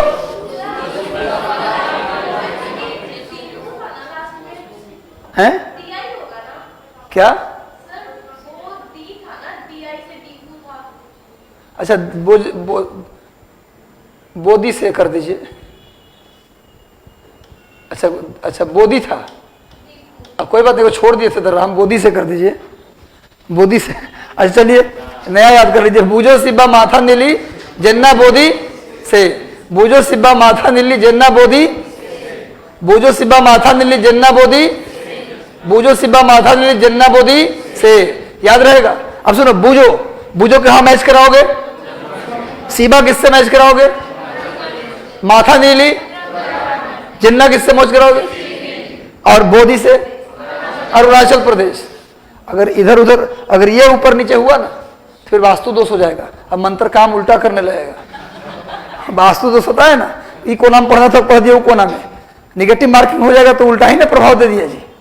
निगेटिव मार्किंग यूपीएससी में होता है, तो निगेटिव मार्किंग हो जाएगा तो उल्टा ही प्रभाव हो गया। तो मंत्र के जिस कोना में बोले हैं पढ़ने के लिए, उसी कोना में बैठ के पढ़ो। तो ये क्रम से ये वाला ऊपर नीचे नहीं होना चाहिए, वरना उत्तराखंड ऊपर हुआ, हिमाचल नीचे हुआ, तो सारा मंत्र उल्टा पुल्टा हो जाएगा। अब उतार लीजिए, ठीक बनाओ। उतर गया, बड़ा फास्ट काम हो रहा है, गुड। स्पीड जिसका तेज है लिखने का, मतलब समझिए कि उसका यूपीएससी और बीपीएससी के एग्जाम पास करने की संभावना उतना ही ज़्यादा है, क्योंकि लेखन शैली आपको आईएएस बना सकता है। आपका जो लिखने का स्पीड है, अगर उसका बहुत बढ़िया है और साफ साफ आप लिखते हैं, तो फिर आपको आईएएस बनने से कोई रोक नहीं सकता। क्योंकि ज्ञान का उतना ज़्यादा महत्व नहीं है जितना लिखने का महत्व है। तो इसलिए मैं बोलता हूँ बार बार, आप लोग डेली पढ़िए, और जो पढ़िए उसको लिखिए भी डेली। हर दिन कोशिश कीजिए कि 2000-3000 वर्ड लिखा जाए, कुछ भी लिखा जाए। इतना इशू है, गरीबी है, बेरोजगारी है, कृषि है, भारत के किसान हैं, उद्योगपति हैं, छात्र हैं, छात्रे पर लिख दीजिए निबंध, है ना। अपने स्कूल पे लिख दीजिए निबंध, इस कोचिंग पे निबंध लिख दीजिए, क्या दिक्कत है। जो विशेषता है लिखिए उसके बारे में। पढ़ाई पे लिखिए, एजुकेशन का महत्व, शिक्षा का महत्व, संस्कृति का महत्व, importance of culture in life, उस पर लिख दीजिए। पर डेली 2-3000 वर्ड आप लिखिए। आप लिखिए, एक साल के बाद, एक साल बाद मत कहिए, 3 महीने के बाद ही आप कहेंगे कि सर अब बेहतर लिख सकते हैं। कोई भी प्रश्न दीजिएगा ना सर, नहीं भी आता है हमको तब भी लिख देंगे सर, क्योंकि लेखन में कला है। और आंसर राइटिंग जो है ना, वो आंसर राइटिंग आप देखे होंगे, यूपीएससी के लोग कहते हैं कि 20 प्रश्न अगर जीएस में आता है तो 15-16-12-13 प्रश्न ही सबको आता है, बाकी 6-7 प्रश्न सबको अपने जीवन में जो पढ़ा है उसके बेस पर बना के लिखना होता है। और बना के लिखने की जो कला है ना, वो लिखने से आता है। तो खूब 3-4 महीने हम तो जब तक आपका एग्जाम ना हो जाए, जब तक आप क्वालिफाई ना कर जाए, हर दिन 3000 वर्ड लिखने की प्रैक्टिस कीजिए। जो लोग पार्ट 1 पार्ट 2 में वो भी करें। आप जिसका पार्ट 3 निकल गया, पास हो गया ग्रेजुएशन, वो तो खैर उसके पास टाइम ही नहीं, तो रोज 10,000 वर्ड लिखे। लेकिन जिसका पार्ट 1 पार्ट 2 पार्ट 3 में है, अंडर ग्रेजुएट हैं, वो डेली 3000-4000 वर्ड अभी से लिखे। अगर 2 साल तक आदमी लिख ले 4000 वर्ड डेली, तो सोचते कहाँ पहुंच जाएगा वो। वैसे भी कहा जाता है, एक लाइन कहा जाता है कि आप कोई भी काम अगर 10,000 घंटा कर लें, कोई भी काम यदि आप 10,000 घंटा कर लें, तो विश्व में आप टॉप कर सकते हैं। मैंने टॉप, मैंने 1000 आवर, एक फॉर्मूला किसी विद्वान ने दिया था, 1000 आवर, 1000 पूछा कि हमको एक बहुत बढ़िया ये बनना है, क्या बोलते हैं, बढ़ई बनना है, कारपेंटर बनना है, हम कुछ नहीं जानते लकड़ी कैसे छीला जाता है क्या, तो बोला इसका फॉर्मूला बताइए, तो बोला 10,000 आवर, वर्क विद 10,000 आवर, इस तरह से बताया। बोले कि हमको हीरो बनना है, एक्टर बनना है, तो बोला एक्टिंग लगातार 10,000 घंटे प्रैक्टिस करो, एक टॉप लेवल का एक्टर बन जाओगे तुम। अगर आप कुछ भी करते हैं, आप जीरो पे हैं, कुछ लेवल आपका नहीं है, वो बनना चाह रहे हैं आप, तो 10,000 घंटे उस पर काम अगर कर लेंगे तो बन जाएंगे आप। तो 10,000 घंटे मतलब डेली अगर कितना काम करते हैं, 5 घंटे काम करते हैं, तो आपको कितना साल काम करना पड़ेगा, 7 साल या 8 साल, तो 10,000 घंटा पूरा हो जाता है। अगर चाहते हैं कि हमको 4 साल में ही 10,000 घंटा पूरा, कुछ ऐसा रहता है, हिसाब लगा लीजिएगा। और फिर चाहते हैं कि 4 साल में ही कंप्लीट हो जाए तो 10 घंटा रोज काम कीजिए। चाहते हैं 2.5 साल में ही बहुत बड़ा एक्टर बन जाए हम, सिंगर बन जाए हम, तो आप डेली 15 घंटा प्रैक्टिस कीजिए। कहने का मतलब कुछ भी बन सकते हैं, लेकिन 10,000 घंटा आपको मिनिमम कोई भी काम कर दीजिए तो आप बन जाएंगे वो चीज़। तो करिए। अब एक फॉर्मूला दे दिया आप लोगों को, सर कैसे बन सकते हैं, समझ में आया? 10,000 घंटा, और कोई फॉर्मूला नहीं। अब 10,000 घंटा पूरा कर लीजिए 2 साल में, या उसको पूरा कर लीजिए 10 साल में, ये आपकी मर्जी है। आप कितना घंटा डेली काम करते हैं। अगर बहुत जल्दी आपको चाहिए, एकदम अब रहा नहीं जा रहा है, तो 10,000 घंटा फिर डेली क्या कीजिए, 15 घंटे काम कीजिए। क्यों जी? तो कौन कौन करेगा इससे सब काम? 10,000 घंटा वाला पे काम कौन शुरू कर रहा है? बॉयज की तरफ से किसी का हाथ नहीं उठा, गर्ल्स की तरफ ज्यादा हाथ उठा है। ऐसी थोड़ा ना गर्ल्स टॉप कर रही है हर जगह। गर्ल्स को टॉप करने का कारण वो मेहनत भी करती है सब। तब क्यों? चलिए बनाइए, लिखिए। अब आज से इधर से हाथ नहीं उठा था। बू से लिखिए, बुर्जिल, बुर्जिल दर्रा। बू से लिखिए बुर्जिल, और जो से लिखिए जोजिला। सी से लिखिए सिप किला।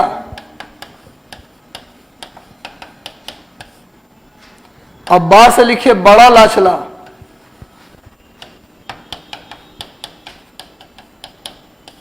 सिप किला और बड़ा लाचला।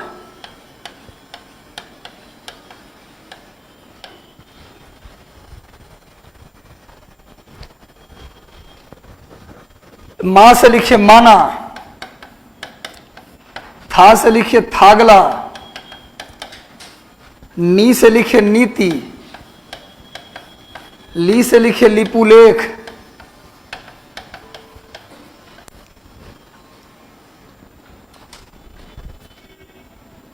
माना, थागला, नीति और लिपुलेख। अंग्रेजी में भी सेम होगा, माना, थागला, नीति, लिपुलेख। जे से हो गया जेन्ना, सॉरी, जे से हो गया जेलिपला, जेलिपला। और ना से हो गया नाथुला, जेलिपला और नाथुला, जेलिपला और नाथुला। अब बो से हो गया बोमडीला, बोमडीला। और डी से हो गया दीफू। से हो गया सेला, बोमडीला, दीफू और सेला। बनाइए। अब आसानी से याद हो जाएगा। अगर मान लीजिए आप भूल गए जेलिपला जोजिला, तो बूजो सिबा माथा नीली जेना दीप है ना, जेना बॉडी से कर लेंगे। अगर याद रखेगा तो चीज कॉमन कोई नहीं है, सब अलग अलग लेटर है, इसलिए आराम से हो जाएगा क्लियर कौन सा दर्रा कहाँ है। अगर मैच द फॉलोइंग में भी आ गया तो आराम से हो जाएगा। अब सीडीएस एग्जाम दो, एनडीए का एग्जाम दो, असिस्टेंट कमांडेंट का एग्जाम दो, यूपीएससी में आईएएस का एग्जाम दो, बीपीएससी का एग्जाम दो, कहीं भी जाओगे तब क्वेश्चन कहाँ ये दर्रा है पूछ छूटेगा नहीं। अब ये किसको किसको जोड़ते हैं, मैंने क्या कहा था कि किसको जोड़ते हैं ये भी प्रश्न आता है। तो बुर्जिल किसको जोड़ता है, जोजिला किसको जोड़ता है, सिप किला बड़ा लाचला किसको जोड़ता है, माना थागला नीति लिपुलेख किसको जोड़ता है, जेलिपला किसको जोड़ता है, नाथुला किसको जोड़ता है, बोमडीला, दीफू और सेला किसको जोड़ता है। अब इस पर हम लोग बात करेंगे। तो सबसे पहले लिखिए बुर्जिल दर्रा, इसको सब लोग नोट कर लिए, किसी का छूटा हो तो ना इसमें। चलिए बुर्जिल दर्रा,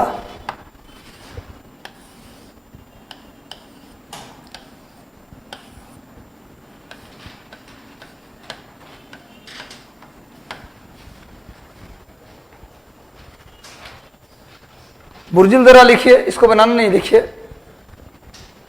लिखिए Burzil pass connects from Srinagar to Gilgit, Srinagar to Gilgit. Burzil दर्रा श्रीनगर को गिलगित से जोड़ता है, बुर्जिल दर्रा श्रीनगर को गिलगित से जोड़ता है, बुर्जिल दर्रा श्रीनगर को गिलगित से जोड़ता है, बुर्जिल दर्रा श्रीनगर को गिलगित। ये पाकिस्तान ऑक्युपाइड कश्मीर का हिस्सा है गिलगित, सुनते हो गिलगित बल्तिस्तान, ये सुनने में आता होगा न्यूज में जनरली।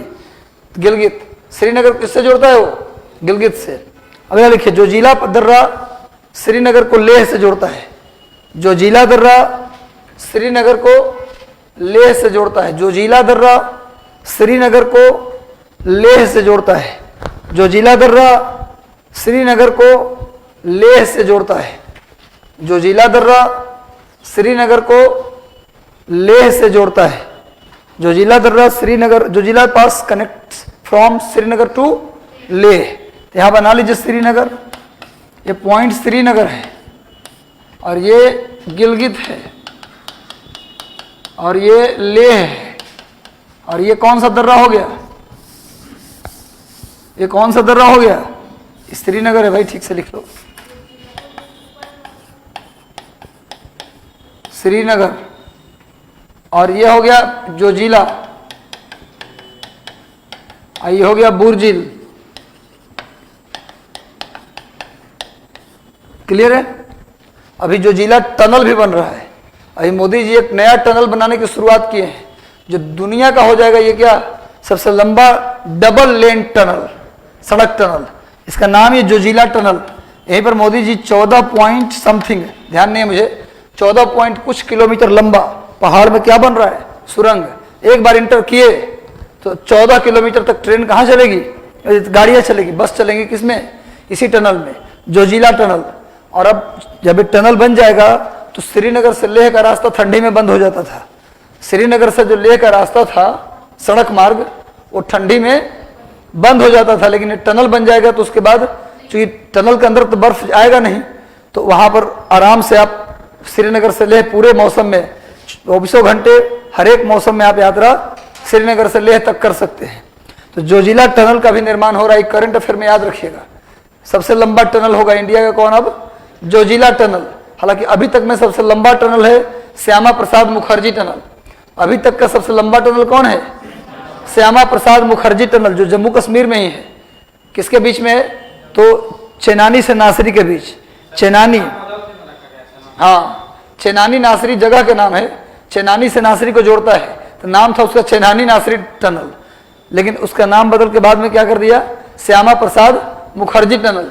अभी तक का सबसे लंबा टनल वही है, लेकिन जब जोजिला टनल बन जाएगा तो ये सबसे लंबा टनल कौन होगा, यही टनल हो। टनल मतलब जानते हो ना, पहाड़ में अंदर जा खोद करके सुरंग जो बनाते हैं ना, उसी को क्या बोलते हैं, टनल। क्लियर है। अब चलिए अगला लिखिए, सिपकिला दर्रा के बारे में लिखिए। सिपकिला किसको जोड़ता है, ये पुराने बच्चे भूल गए, हाँ लिखिए।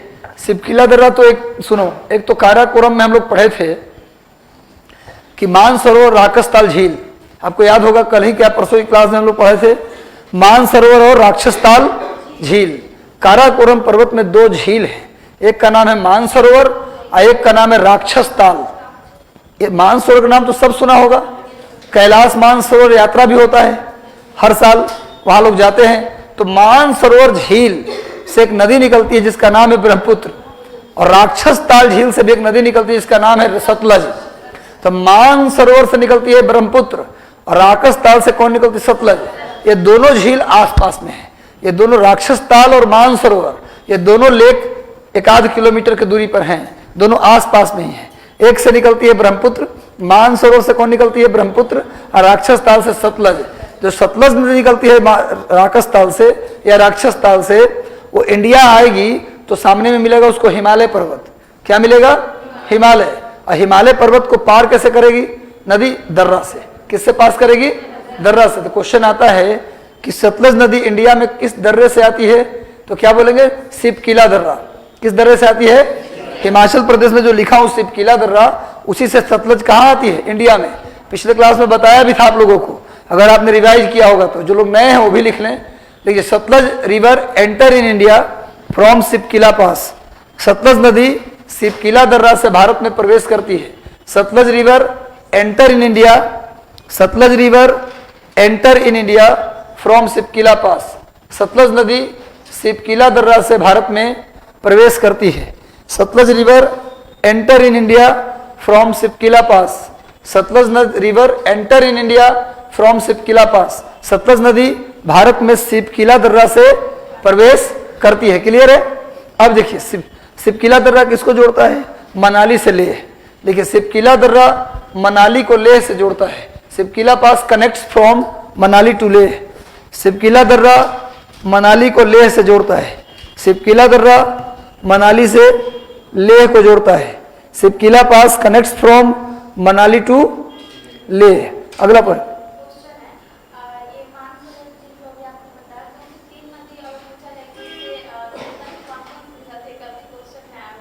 आज डिस्कशन में शायद आप नहीं आए थे, डिस्कशन में नहीं आए थे आज, तो 2 नदी तो हो गया, और तीसरा है सिंधु। हाँ, कुछ और लगा दिए क्या? आप लगा दिए सर।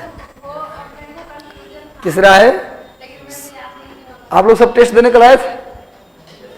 टेस्ट दिए थे? क्यों हैं? अच्छा, फाउंडेशन का नहीं था, कोई नहीं, तो सही है, अगर आप चाहें तो टेस्ट दे सकते हैं, लेकिन टेस्ट देना चाहिए। टेस्ट हमेशा देते रहो, टेस्ट तैयारी हो न हो देना चाहिए, है ना, चाहे जैसे भी हो। उसका रिजल्ट अभी चेक हो जाएगा कॉपी, तब बताया जाएगा, है ना, कोई बात नहीं, सट जाएगा सामने नाम के साथ, number, negative, positive, final marks, ये सब सट जाएगा, है ना। हालांकि फिर बोल देंगे वैसे कि रोल नंबर वाइज साट दीजिए, ताकि नाम पता ना चले, है ना।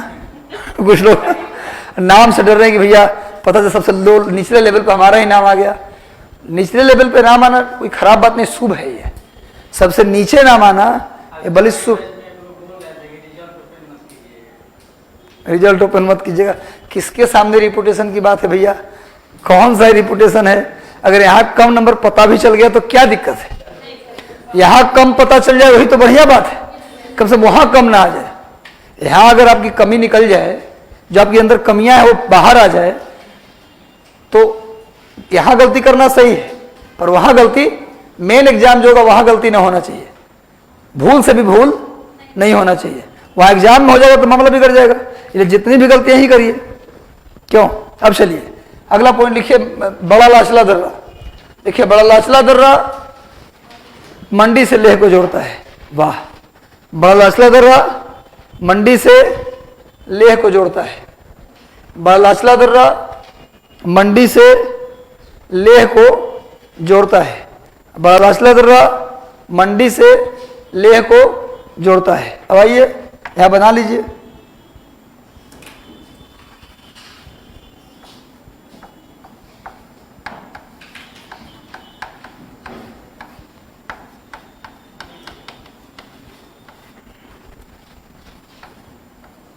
ये दर्रा का फोटो है, इसका नाम क्या है? बड़ा लाचला दर्रा। इसका नाम क्या है? सिप किला दर्रा।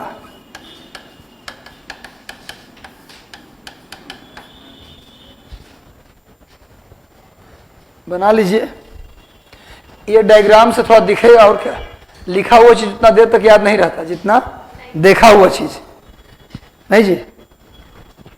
जब हम कोई चीज को देख लेते हैं तो नहीं भूलते, लेकिन अगर सुना दिया कोई कहानी तो भूल सकते हैं। राम जी का कोई कहानी सुना दिया, अब उसका वीडियो दिखा दिया उनका, तो ज़्यादा देर तक कौन याद रहेगा वीडियो? अकबर हम पढ़ा रहे हैं, और अकबर का पूरा जितना भी उसके जीवन में घटना घटा, उसका एक डॉक्यूमेंट्री बना के आपको दिखा दें, तो ज़्यादा दिन तक कौन याद रहेगा? डॉक्यूमेंट्री नहीं जी। अगर सभी ज्ञान के बात को अगर हम किस फॉर्म में डाल दें, एक फिल्म में डाल दें, और फिल्म के माध्यम से आपको दिखा दें, तो क्या होगा? वो ज़्यादा दिनों तक याद रहता है, क्योंकि आप वहाँ घूम रहे हैं। अब हिमालय पर्वत पर एकदम हरा भरा पौधे, वहाँ माउंट एवरेस्ट पे आपको लेके चले गए, है ना, वहीं बछंदरी पाल को बैठे हुए दिखा दिए। भारत की पहली महिला जो माउंट एवरेस्ट पे चढ़ी थी उसका नाम क्या था? बछंदरी पाल। हम मिले उनसे एक बार। बछंदरी पाल भारत की पहली महिला जो माउंट एवरेस्ट पर चढ़ी हैं, और पूरे विश्व की पहली महिला जो माउंट एवरेस्ट पर चढ़ी हैं जुंको तेबई। जुंको तेबई विश्व की पहली महिला। महिला बोल रहा हूँ, पहला व्यक्ति नहीं बोल रहा हूँ। पहला व्यक्ति तो बोलेंगे तांजिंग और हिलेरी, है ना, हिलेरी और तांजिंग, ये दोनों चढ़े थे। पुरुष की बात करें तो, महिला की बात करें पूरे दुनिया की पहली महिला तो कौन? Junko Tabei. अब भारत की पहली महिला जो माउंट एवरेस्ट पर चढ़ी, बछंदरी पाल। और बिहार की पहली लड़की जो बिहार में कोई भी लड़की माउंट एवरेस्ट पर नहीं चढ़ी है। सबसे ज्यादा बार माउंट एवरेस्ट पर चढ़ने वाली लड़की का नाम भारत की कुमारी संतोष यादव। कुमारी संतोष यादव जो हरियाणा की हैं। हरियाणा के संतोष यादव सबसे अधिक बार माउंट एवरेस्ट पर चढ़ने का रिकॉर्ड भारत की तरफ से बनाई है महिला में। संतोष यादव नाम याद रखना है। और भारत की अभी कोई भी लड़की माउंट एवरेस्ट पर नहीं चढ़ी है। बिहार की कोई भी नहीं चढ़ी है, लेकिन बिहार की एक लड़की है, बता रहा था आपको उस दिन, वो चढ़ी है अफ्रीका के किलीमंजारो पीक पर। अफ्रीका की जो किलीमंजारो पीक है वो भी 4500 मीटर ऊंचा है, और एकांकागुआ जो 6000 मीटर के आसपास ऊंचा है, यहाँ है दक्षिण अमेरिका में, अर्जेंटीना में एकांकागुआ। ये बिहार की पहली पर्वतारोही है लड़की, पहली पर्वतारोही गर्ल है जो कहाँ चढ़ी है? अफ्रीका के सबसे ऊंची चोटी किलीमंजारो, और दक्षिण अमेरिका की सबसे ऊंची चोटी एकांकागुआ। मिताली प्रसाद, क्या नाम है उसका? मिताली प्रसाद, नालंदा जिले की रहने वाली है। मिताली प्रसाद नालंदा डिस्ट्रिक्ट की रहने वाली है, और परसों दिन उससे बात भी हो रहा था हमारा। मिताली प्रसाद का फ़ोन आया हुआ था मेरे पास, तो आधा घंटा करीब बात हुआ। तो एक्चुअली मेरे पास जब हम पढ़ाते थे तो वहाँ आई हुई थी वो, तो कुछ दिन ज्योग्राफी हमसे पढ़ी भी थी, क्योंकि अभी सिविल सर्विसेज की तैयारी में लग गई है।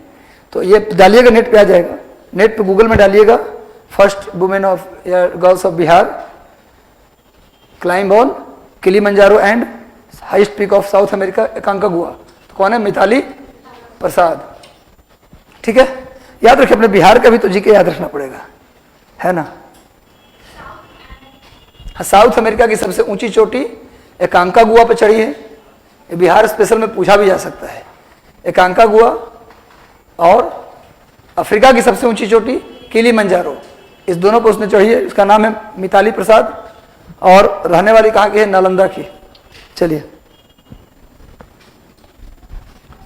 कभी मौका मिला तो बुलाया जाएगा यहाँ, है ना। नहीं, आप लोग को मोटिवेट तो होता है नहीं इंसान, खासकर गर्ल्स के लिए तो मोटिवेशन है ही वो, कि भाई हमें भी कुछ करना चाहिए। चलो, क्या है? चलिए, अब लिखे कौन सा है भाई? उत्तराखंड वाला लिखिए। उत्तराखंड, इसमें अलग अलग नहीं लिखना है, एक ही सा लिख दो। उत्तराखंड के सभी दर्रे उत्तराखंड को तिब्बत से जोड़ते हैं। All passes of Uttarakhand connects from Uttarakhand to Tibet. Uttarakhand के सभी दर्रे उत्तराखंड को तिब्बत से जोड़ते हैं। उत्तराखंड के सभी दर्रे उत्तराखंड को तिब्बत से जोड़ते हैं। उत्तराखंड के सभी दर्रे उत्तराखंड को तिब्बत से जोड़ते हैं। उत्तराखंड को के सभी दर्रे उत्तराखंड को किससे जोड़ते हैं? तिब्बत से जोड़ते हैं। क्लियर है? अब लाइए सिक्किम में चले जाते हैं। जेलिपला दर्रा और नाथुला दर्रा, वहां दो ही दर्रा है ना सिक्किम में, जेलिपला और नाथुला। देखिए, जेलिपला दर्रा किसको जोड़ता है? लिखिए, बंगाल के कलिम्पोंग को तिब्बत की राजधानी लहासा से जोड़ता है। लहासा, बंगाल के कलिम्पोंग को तिब्बत की राजधानी कालिम्पोंग को तिब्बत की राजधानी लहासा से जोड़ता है। बंगाल के कलिम्पोंग को तिब्बत की राजधानी लहासा से जोड़ता है। बंगाल के कलिम्पोंग को तिब्बत की राजधानी लहासा से जोड़ता है। कौन? जेलिपला पास। जेलिपला दर्रा किसको जोड़ता है? बंगाल के कलिम्पोंग। बंगाल में एक जगह है दार्जिलिंग, आपने सुना है ना।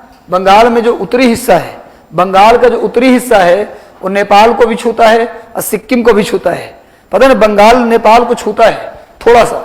अगर आप कभी कभी क्या होता है, कंफ्यूजन ये हो जाता है कि भारत में नेपाल को कौन कौन से देश राज्य छूते हैं, तो उत्तराखंड छूता है, उत्तर प्रदेश छूता है, बिहार छूता है ना, बंगाल छूता है, सिक्किम भी छूता है, दिखाई दे रहा है। बंगाल को लोग काट देते हैं और 4 ही राज्य मार के चले आते हैं। गलत है, 5 राज्य। भारत के कितने राज्य नेपाल को छूते हैं? 5 राज्य। कौन कौन? उत्तराखंड, उत्तर प्रदेश, बिहार, बंगाल और सिक्किम। बंगाल को लोग काट लेते हैं। तो बंगाल का जो हिस्सा सिक्किम और नेपाल को छूता है उस हिस्से को गोरखालैंड कहते हैं। क्या बोलते हैं उसको? गोरखालैंड।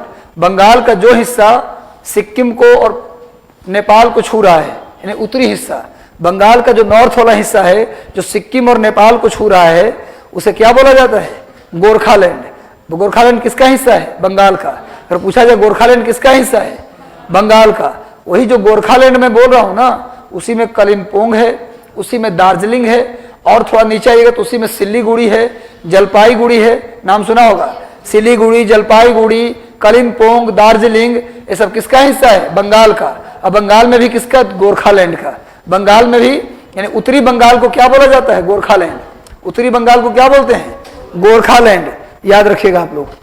तो कलिम्पोंग को किससे जोड़ता है भैया? लहासा से जोड़ता है। अब लिखे नाथुला दर्रा किसको जोड़ता है? पहले भी बता चुके हैं। नहीं जी, जब दो कलाम विवाद बता रहे थे तो याद है आप लोगों को कि सब मैंने ऐसे पढ़ के जाती सब स्वाहा हो जाता है, पढ़ के जाते हैं और स्वाहा, सब राख हो गया। रिवीजन करते हैं ना, रिवाइज चलता है कि नहीं चलता है? तो बीच बीच में उठा के पूछेंगे भी, किसी से भी सामूहिक रूप से पूछने में तो जवाब सब दे देता है। अगर व्यक्तिगत रूप से पूछेंगे तो नहीं पता चलेगा कि याद है कि नहीं। बाकी जिंदाबाद तो पीछे सब कर ही देता है, जिसको नहीं याद वो भी जिंदाबाद। कभी देखिए बड़ा बड़ा नेता का जब सभा होता है ना, तो आज जिसको पता भी नहीं कि नेताजी क्यों आए हैं, वो भी जब नारा लगता है तो पीछे से जिंदाबाद कर देता है। लिखिए आगे नेक्स्ट। ऐसा नहीं होगा, पूछेंगे व्यक्तिगत रूप से, आज जो नहीं बताएगा उसे दंड मिलेगा। क्या दंड होगा समय उस समय ही डिसाइड करेंगे, है ना। लिखिए क्या लिखा? नाथुला दर्रा गैंगटोक को चुंबी घाटी से जोड़ता है। नाथुला दर्रा गैंगटोक को चुंबी घाटी, चुंबी एक नदी का नाम है, बताया नहीं थे? सिक्किम और भूटान के बीच में एक नदी बहती है, चुंबी नदी। नाथुला दर्रा गैंगटोक को चुंबी घाटी से जोड़ता है। नाथुला दर्रा गैंगटोक को चुंबी घाटी से जोड़ता है। गैंगटोक को चुंबी घाटी से जोड़ता है। और बता दूं आपको कि ये जो नाथुला दर्रा है ना, प्राचीन काल में एक राजा था भारत का, कनिष्क, उसने बनवाया था सिल्क के व्यापार के लिए सिल्क रूट, तो इसी से गुजरती थी। नाथुला दर्रा से वो सिल्क रूट गुजरती थी, पुराना वाला। नया वाला सिल्क रूट तो चीन बनवा रहा है, नया वाला सिल्क रूट चीन बनवा रहा है, जिसका नाम था पहले OBR, अब नाम हो गया BRI। मतलब कि नया वाला जो सिल्क रूट है कौन बनवा रहा है? चीन। वन बेल्ट वन रोड उसका नाम था, अभी बनवा ही रहा है उसको चीन, पर उसका नाम बदल के चीन ने क्या कर दिया है? Belt road initiative. पहले इसका नाम पूछा जाए कि नया सिल्क रूट जो चीन बनवा रहा है उसका नाम क्या रखा गया था? OBR, one belt one road. लेकिन बाद में उसका नाम बदल के क्या कर लिया गया? Belt road initiative. Belt road initiative. और अभी करंट में आपको बता दूं कि G8 की मीटिंग हुआ है ब्रिटेन में। कल करंट अफेयर में आया हुआ भी था। G8 की मीटिंग कहाँ हुआ है? ब्रिटेन में। और G8 की मीटिंग में भी ये निर्णय लिया गया है, G8 की मीटिंग में भी ये निर्णय लिया गया कि हम भी यूरोप और एशिया को जोड़ने वाला एक सड़क का निर्माण करेंगे, है ना। उस सड़क का नाम क्या होगा ये आप खोज के ले आइएगा, कल हम आपसे पूछेंगे, आज बता नहीं रहे हैं। आप इसी बहाने पूरा G8 पढ़ लीजिएगा। इस बार का G8 का मीटिंग इसी बहाने आप जाके आज पढ़ लीजिएगा। हमको कल नाम बताना है, सबसे पूछेंगे, जो नहीं बताएगा समझेंगे को नहीं पढ़ा। G8 की मीटिंग में इस बार क्या क्या निर्णय हुआ, जाके आप आज पूरा G8 इस बार की मीटिंग का पढ़ लीजिएगा। वैसे इसमें साथ साथ जब G8 पढ़ने जाइएगा तो साथ में भी पढ़े G8 की स्थापना कब हुआ, उसमें कौन कौन मेंबर हैं, और इस बार मीटिंग कहाँ हुआ है तो पढ़ ही लेना है, उसमें क्या क्या निर्णय हुआ ये भी पढ़ लेना है, और अगली बार मीटिंग का कहाँ डिसाइड किया गया है ये भी पढ़ लेना है। अगर एक क्वेश्चन हम पूछेंगे कौन सा रोड है उनका, वो भी G8 वाले भी क्या बोल रहे हैं कि हम भी दुनिया के जोड़ने के लिए रोड बनाएंगे। ऐसा ही सब बोल देते पूरा दुनिया जुड़ जाएगा रोड से। सब अपना अपना टेंडर ले ले, सब लोग अपना अपना बोझ उठा ले तो दुनिया का बोझ कितना हल्का हो जाएगा। पर यहाँ दूसरे पर बोझ बन के बैठे हैं लोग। विवेकानंद 39 साल में मर गए, पूरे दुनिया में नाम कमा के। आज उन्हीं के जन्मदिन पर राष्ट्रीय युवा दिवस मनाते हैं। यहाँ 39 साल तक हम UPSC या BPSC कर रहे होते हैं, है ना जी। यानी कहने का मतलब यह है कि हमको काम करना है जल्दी, नहीं कुछ बड़ा करना है। तो OBR मतलब वन बेल्ट वन रोड, इसी का नाम अब क्या हो गया? Belt road initiative. इसी को न्यू सिल्क रूट भी कहा जा रहा है। लेकिन कनिष्क के समय वाला जो सिल्क रूट था ना, वो कहां से गुजरता था? नाथुला दर्रा से। तो लिख लीजिए old silk route passes through Nathu La pass. इसको भी नोट कर लिए ना, ये चीन बनवा रहा है। लिखिए old silk route passes through Nathu La pass, प्राचीन रेशम मार्ग। कुछ दुनिया के बारे में जानकारी हो रहा है आप लोगों को कि दुनिया कैसे चल रही है। लिखिए पुराना रेशम मार्ग नाथुला दर्रा से गुजरती थी। हिंदी में लिख लो, प्राचीन रेशम मार्ग या पुराना रेशम मार्ग नाथुला दर्रा से गुजरती थी। Old silk route passes through या पास थ्रू नाथुला पास। प्राचीन रेशम मार्ग नाथुला दर्रा से होकर गुजरती थी। क्लियर है? अब आ जाइए अरुणाचल प्रदेश में। तो अरुणाचल प्रदेश में 2 दर्रा बताया, 3 दर्रा। एक बताया बोमडीला, दूसरा बताया दीफू और तीसरा बताया सेला।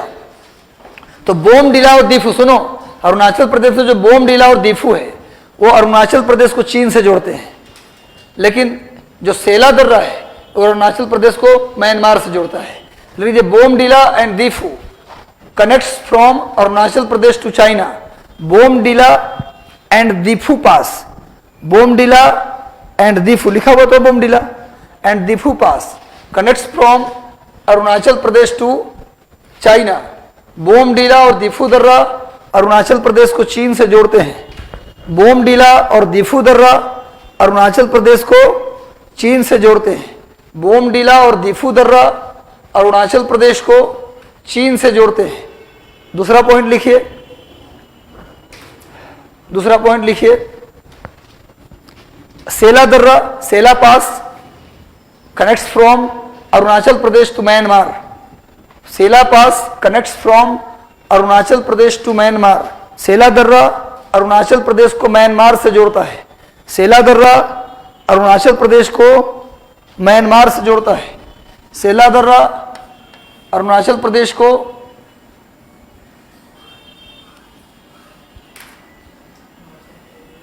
म्यांमार से जोड़ता है। सेला दर्रा एकदम इस कॉर्नर पे देख लो, सेला नहीं दीफू, दीफू दर्रा जो है ना एकदम अरुणाचल प्रदेश के इस कॉर्नर पे है। मतलब दीफू दर्रा जो है, ये दीफू दर्रा का फोटो बनाए हैं। दीफू दर्रा जो है उसकी बाउंड्री म्यांमार से भी लगता है, चीन से भी लगता है, इंडिया से भी लगता है। इधर चाइना है, इधर म्यांमार है, इधर इंडिया है। इंडिया, म्यांमार और चीन के ट्राई जंक्शन पे है। दीफू दर्रा कहाँ है? इंडिया, म्यांमार और चीन के एकदम जंक्शन पे है। तो लिख लीजिए, Diphu pass situated on tri junction of India, Myanmar and China. Diphu दर्रा भारत, म्यांमार और चीन के ट्राई जंक्शन पर है। ट्राई जंक्शन को ऐसे लिख दीजिएगा हिंदी में ही। दीफू दर्रा, दीफू दर्रा भारत, म्यांमार और चीन के ट्राई जंक्शन पर है। Diphu pass situated on tri junction of India, Myanmar and China. Diphu pass situated on tri junction of India, Myanmar and China. Diphu दर्रा भारत, म्यांमार और चीन के ट्राई जंक्शन पर स्थित है। ट्राई जंक्शन पर स्थित है। और अगर आपकी इच्छा हो, आपके लिए जो बेहतर होगा, चित्र बना लें दीफू दर्रा का चित्र, एक पूरा सा मैप बना करके, या यहाँ से भी बना लेंगे तो कोई दिक्कत नहीं, उधर और इतना दूर भी बना लेंगे तो कोई दिक्कत नहीं है।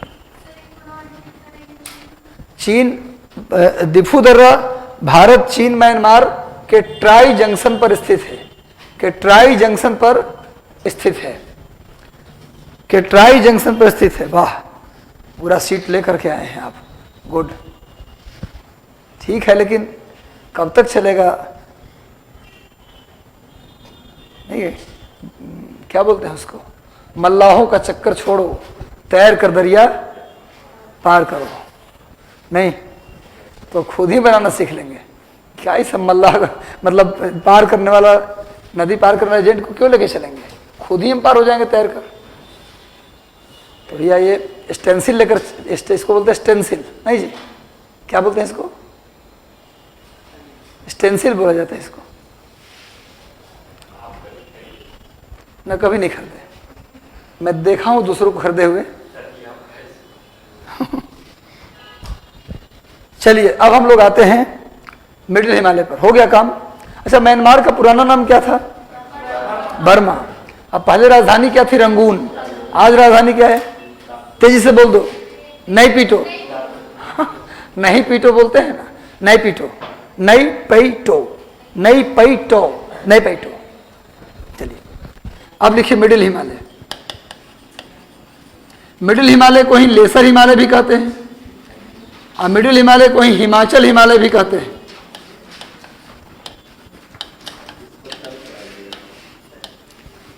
ज्यादा हो गया क्या? मिडिल हिमालय को ही, मध्य हिमालय को ही लेसर हिमालय यानी लघु हिमालय, या हिमाचल हिमालय के चित्र बना के छोड़ देंगे, हिमाचल हिमालय के नाम से जानते हैं। देखो भाई, पूछा एक ही पहाड़ है, पहाड़ जैसे आपने सुना था ना कि ग्रेटर हिमालय को ही हिमाद्री हिमालय कहते हैं, वैसे पहाड़ एक ही है।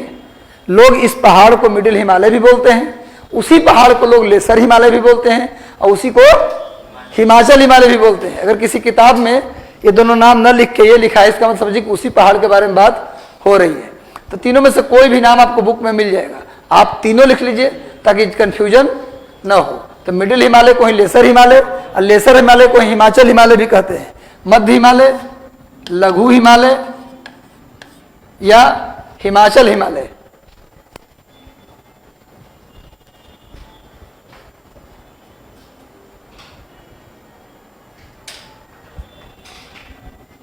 एक ही पर्वत के कितने नाम हैं जी? 3 नाम, मध्य हिमालय, लघु हिमालय और हिमाचल हिमालय। पहले एक प्रोफाइल पिक्चर बना लूं।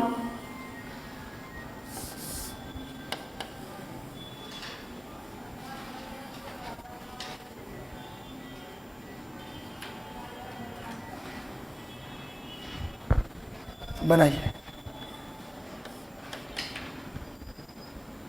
आपने ग्रेटर हिमालय जो देखा था ना, ग्रेटर हिमालय जो आपने देखा था, ये ग्रेटर हिमालय था, ठीक है। इसी के पैरेलल आ जाइए नीचे, यही मिडिल हिमालय है।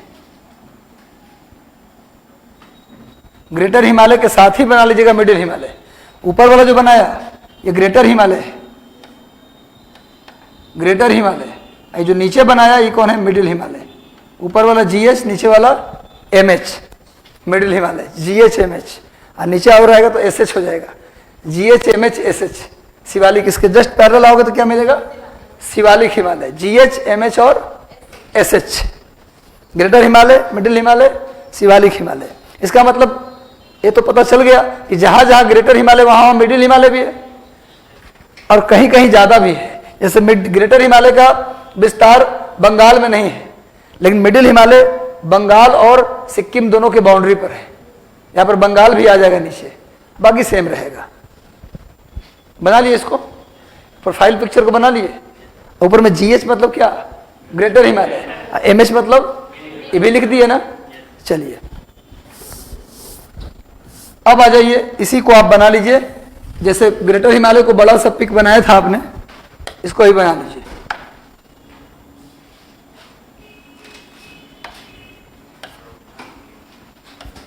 कहाँ कहाँ होगा बताओ? जम्मू कश्मीर, हिमाचल प्रदेश, उत्तराखंड, नेपाल, सिक्किम, और बोला हूं कुछ? ऊपर में सिक्किम, नीचे में अब किसका बाउंड्री लग रहा है? पश्चिम बंगाल, उसके बाद भूटान, उसके बाद अरुणाचल प्रदेश। बनाओ। ये कलर दिख रहा है ना? ये कलर दिख रहा है आप लोगों को? कोई बात नहीं, इसको हम बना देते हैं, ज्यादा दिक्कत हो जाएगा। और अब दिखेगा?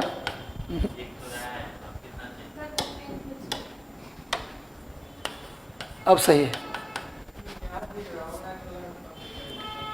अच्छा कोई बात नहीं, ऑनलाइन वाले को भी दिखवा देते हैं, हमें चिंता है उनकी भी।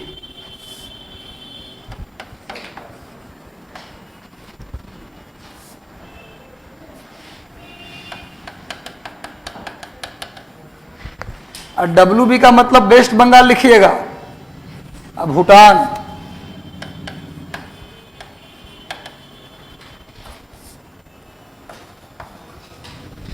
नोट कर लिया?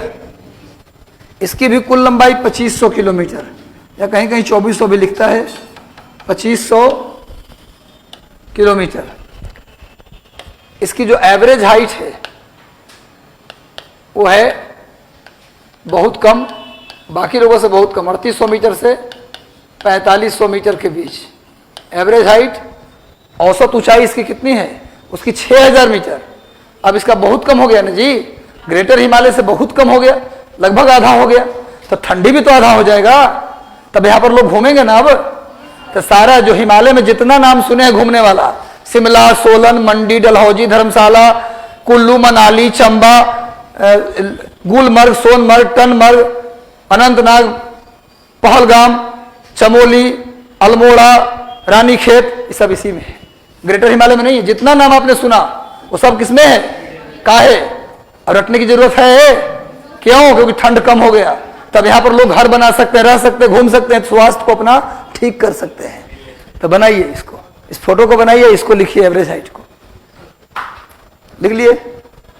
आपका होगा उधर, सबका हो गया इधर, चलो तो लिख लीजिए, all hill station of Himalaya. थोड़ा दूर हटके, फोटो के आसपास लिखने के लिए मना किया हूं, कब लैंडस्लाइड हो जाए कौन जानता है। लिखो लिखो, क्या लिखे, हो गया तो सब दब जाएगा पहाड़ में। कभी भी जहां फोटो बनाइए, ये आंसर राइटिंग में बता रहा हूं, भी सुन लो, जब आप आंसर राइटिंग करोगे, जब कोई क्वेश्चन का आंसर लिखोगे, वहां डायग्राम अगर बना रहे हो तो डायग्राम हमेशा उसके ऊपर 2-4 लाइन, 2-4 लाइन नीचे, उसमें गैप होना चाहिए। नहीं तो आप खुद ही ऐसा बच्चा कॉपी आप चेक कीजिए जिसका डायग्राम बीच में कहीं पे घुसेड़ा हुआ है और किनारे किनारे चेप के लिखा हुआ है, आप कॉपी पढ़ने में मन लगेगा आपको? तो एग्जामिनर बेचारा बूढ़ा है, आप यूथ है तब वो कॉपी से चिढ़ गए, और वो बेचारा खुद 60 साल का पहले ही से है, तो वो उसको कैसा लगेगा? इसलिए कभी भी डायग्राम बनाइए तो लिखने का काम ऊपर नीचे 2-4 लाइन छोड़ के करें, तभी वो अच्छा लगता है। कॉपी सुंदर दिखता है तो हर एक प्रश्न में 2-3 नंबर आपका बढ़ जाता है। सब एक ही बराबर लिखा है, फिर भी आपका 2 नंबर ज्यादा मिलेगा, कॉपी आपका देखने में अच्छा लग रहा है। तो लिखिए, क्या लिखा आपने? All hill station of Himalaya present in middle Himalaya. Himalaya के सभी हिल स्टेशन मध्य हिमालय में स्थित हैं।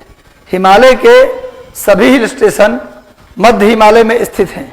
हिमालय के सभी हिल स्टेशन मध्य हिमालय में स्थित हैं। All hill station of Himalaya present in middle Himalaya. देखिए, it is also made in Cenozoic era. देखिए, इसका निर्माण भी सीनोजोइक युग में हुआ है। It was also formed in Cenozoic era. It was also formed in या made in Cenozoic era. Cenozoic era, जैसे ग्रेटर हिमालय भी कब बना था? सीनोजोइक में। वैसे भी कब बना है? सीनोजोइक में। और इसका निर्माण ग्रेनाइट और नीस से नहीं हुआ है, इसका निर्माण बैसाल्ट और शिस्ट से हुआ है। इसका निर्माण बैसाल्ट चट्टान और शिस्ट चट्टान से हुआ है। देखिए, it is made bye basalt rock and शिस्ट rock. इसका निर्माण बैसाल्ट चट्टान और शिस्ट चट्टान से हुआ है। It is made bye basalt rock and शिस्ट rock. Basalt igneous rock है, पता है ना आपको, लावा से बनने वाला चट्टान। इग्नियस रॉक किसको बोलते हैं? पढ़े होंगे ना, 3 तरह के चट्टान, आग्नेय चट्टान, अवसादी चट्टान, रूपांतरित चट्टान। Igneous rock, sedimentary rock and metamorphic rock पढ़े होंगे। तो जो बैसाल्ट है वो इग्नियस रॉक है। इग्नियस मतलब आग, आग का मतलब लावा, लावा के जमने से कौन बना है? बैसाल्ट। और शिस्ट क्या है? बैसाल्ट का ही बदला हुआ रूप है। जब रूप बदल जाए चट्टान को तो उसको क्या बोलते हैं? Metamorphic rock. यानी शिस्ट क्या है? मेटामॉर्फिक रॉक है। बैसाल्ट क्या है? Igneous rock. अब बैसाल्ट ही किसमें बदलता है? शिस्ट में। ये क्वेश्चन कई बार आता है, कौन किसमें बदलता है, इससे भी प्रश्न आता है। तो जब हम आपको पढ़ाएंगे रॉक चैप्टर एक अलग से, उसमें बताएंगे कौन किसमें बदलता है। तो बैसाल्ट और शिस्ट से पूरा पर्वत बना हुआ है। क्लियर है? समझ में आ रहा है? यहां पर जिस तरह से आपने देखा था घास का मैदान, जौस्कर रेंज में 2 प्रकार के घास मिलते थे ना, रुपसू और देवसाई। उसी प्रकार से जम्मू कश्मीर में भी, मिडिल हिमालय में, जम्मू कश्मीर में भी एक विशेष प्रकार का क्या मिलता है? कोई बात नहीं, मिडिल हिमालय में भी एक विशेष प्रकार का क्या मिलता है? घास मिलता है। एक विशेष प्रकार का घास मिलता है। एक विशेष प्रकार का घास, घास जैसा होना चाहिए ना, ग्रीन कलर का। और उत्तराखंड में भी एक विशेष प्रकार का घास मिलता है। यानी वहां सिर्फ जौस्कर रेंज में मिलता था, यहाँ जम्मू कश्मीर में भी मिल रहा है। वहां जम्मू कश्मीर में ही केवल मिलता था, यहाँ मिडिल हिमालय में जम्मू कश्मीर में ही मिल रहा है और उत्तराखंड में ही मिल रहा है। तो जम्मू कश्मीर में जो घास मिलता है उसका नाम है मर्ग घास, मर्ग ग्रास, मर्ग घास,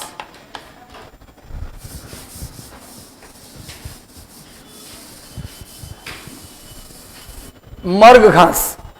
जम्मू कश्मीर में पूछा जाए मिडिल हिमालय में जो घास मिलता है उसका नाम क्या है? मर्ग। आपने सुना होगा गुलमर्ग, नाम सुना है ना? ये इसी घास के अंदर गुलमर्ग है, इसी घास के अंदर गुलमर्ग है, इसी घास के अंदर सोनमर्ग है, इसी घास के अंदर टनमर्ग है। ये तीनों हिल स्टेशन है ग्रेटर हिमालय में, मिडिल हिमालय में, जम्मू कश्मीर में 3 हिल स्टेशन का नाम मर्ग नाम से है, सोनमर्ग, गुलमर्ग, टनमर्ग। हम अलग से आपको हिल स्टेशन लिखवाएंगे, अभी लिखने की जरूरत नहीं है। उसी तरह श्रीनगर है, तो मर्ग में कितने हिल स्टेशन? 3। कौन कौन? गुलमर्ग, सोनमर्ग। गुलमर्ग का नाम तो सुना होगा आपने, गुलमर्ग, सोनमर्ग, टनमर्ग। ये जम्मू कश्मीर के क्या है? बोलो, हिल स्टेशन है। वैसे श्रीनगर भी है, वैसे अनंतनाग भी है, वैसे पहलगाम भी है। ये सब हिल स्टेशन के नाम है। क्लियर है? अब आइए उत्तराखंड में जो घास है इसका दोनों तरफ सेम नाम है मर्ग। ऊपर में, उत्तर में भी मर्ग, दक्षिण में भी मर्ग, इसका अलग अलग नाम है। उत्तराखंड में जो उत्तरी ढलान पे मिल रहा है उसका नाम है बुग्याल, बुग्याल घास, बुग्याल, बुग्याल घास। और इसका नाम है पयार घास,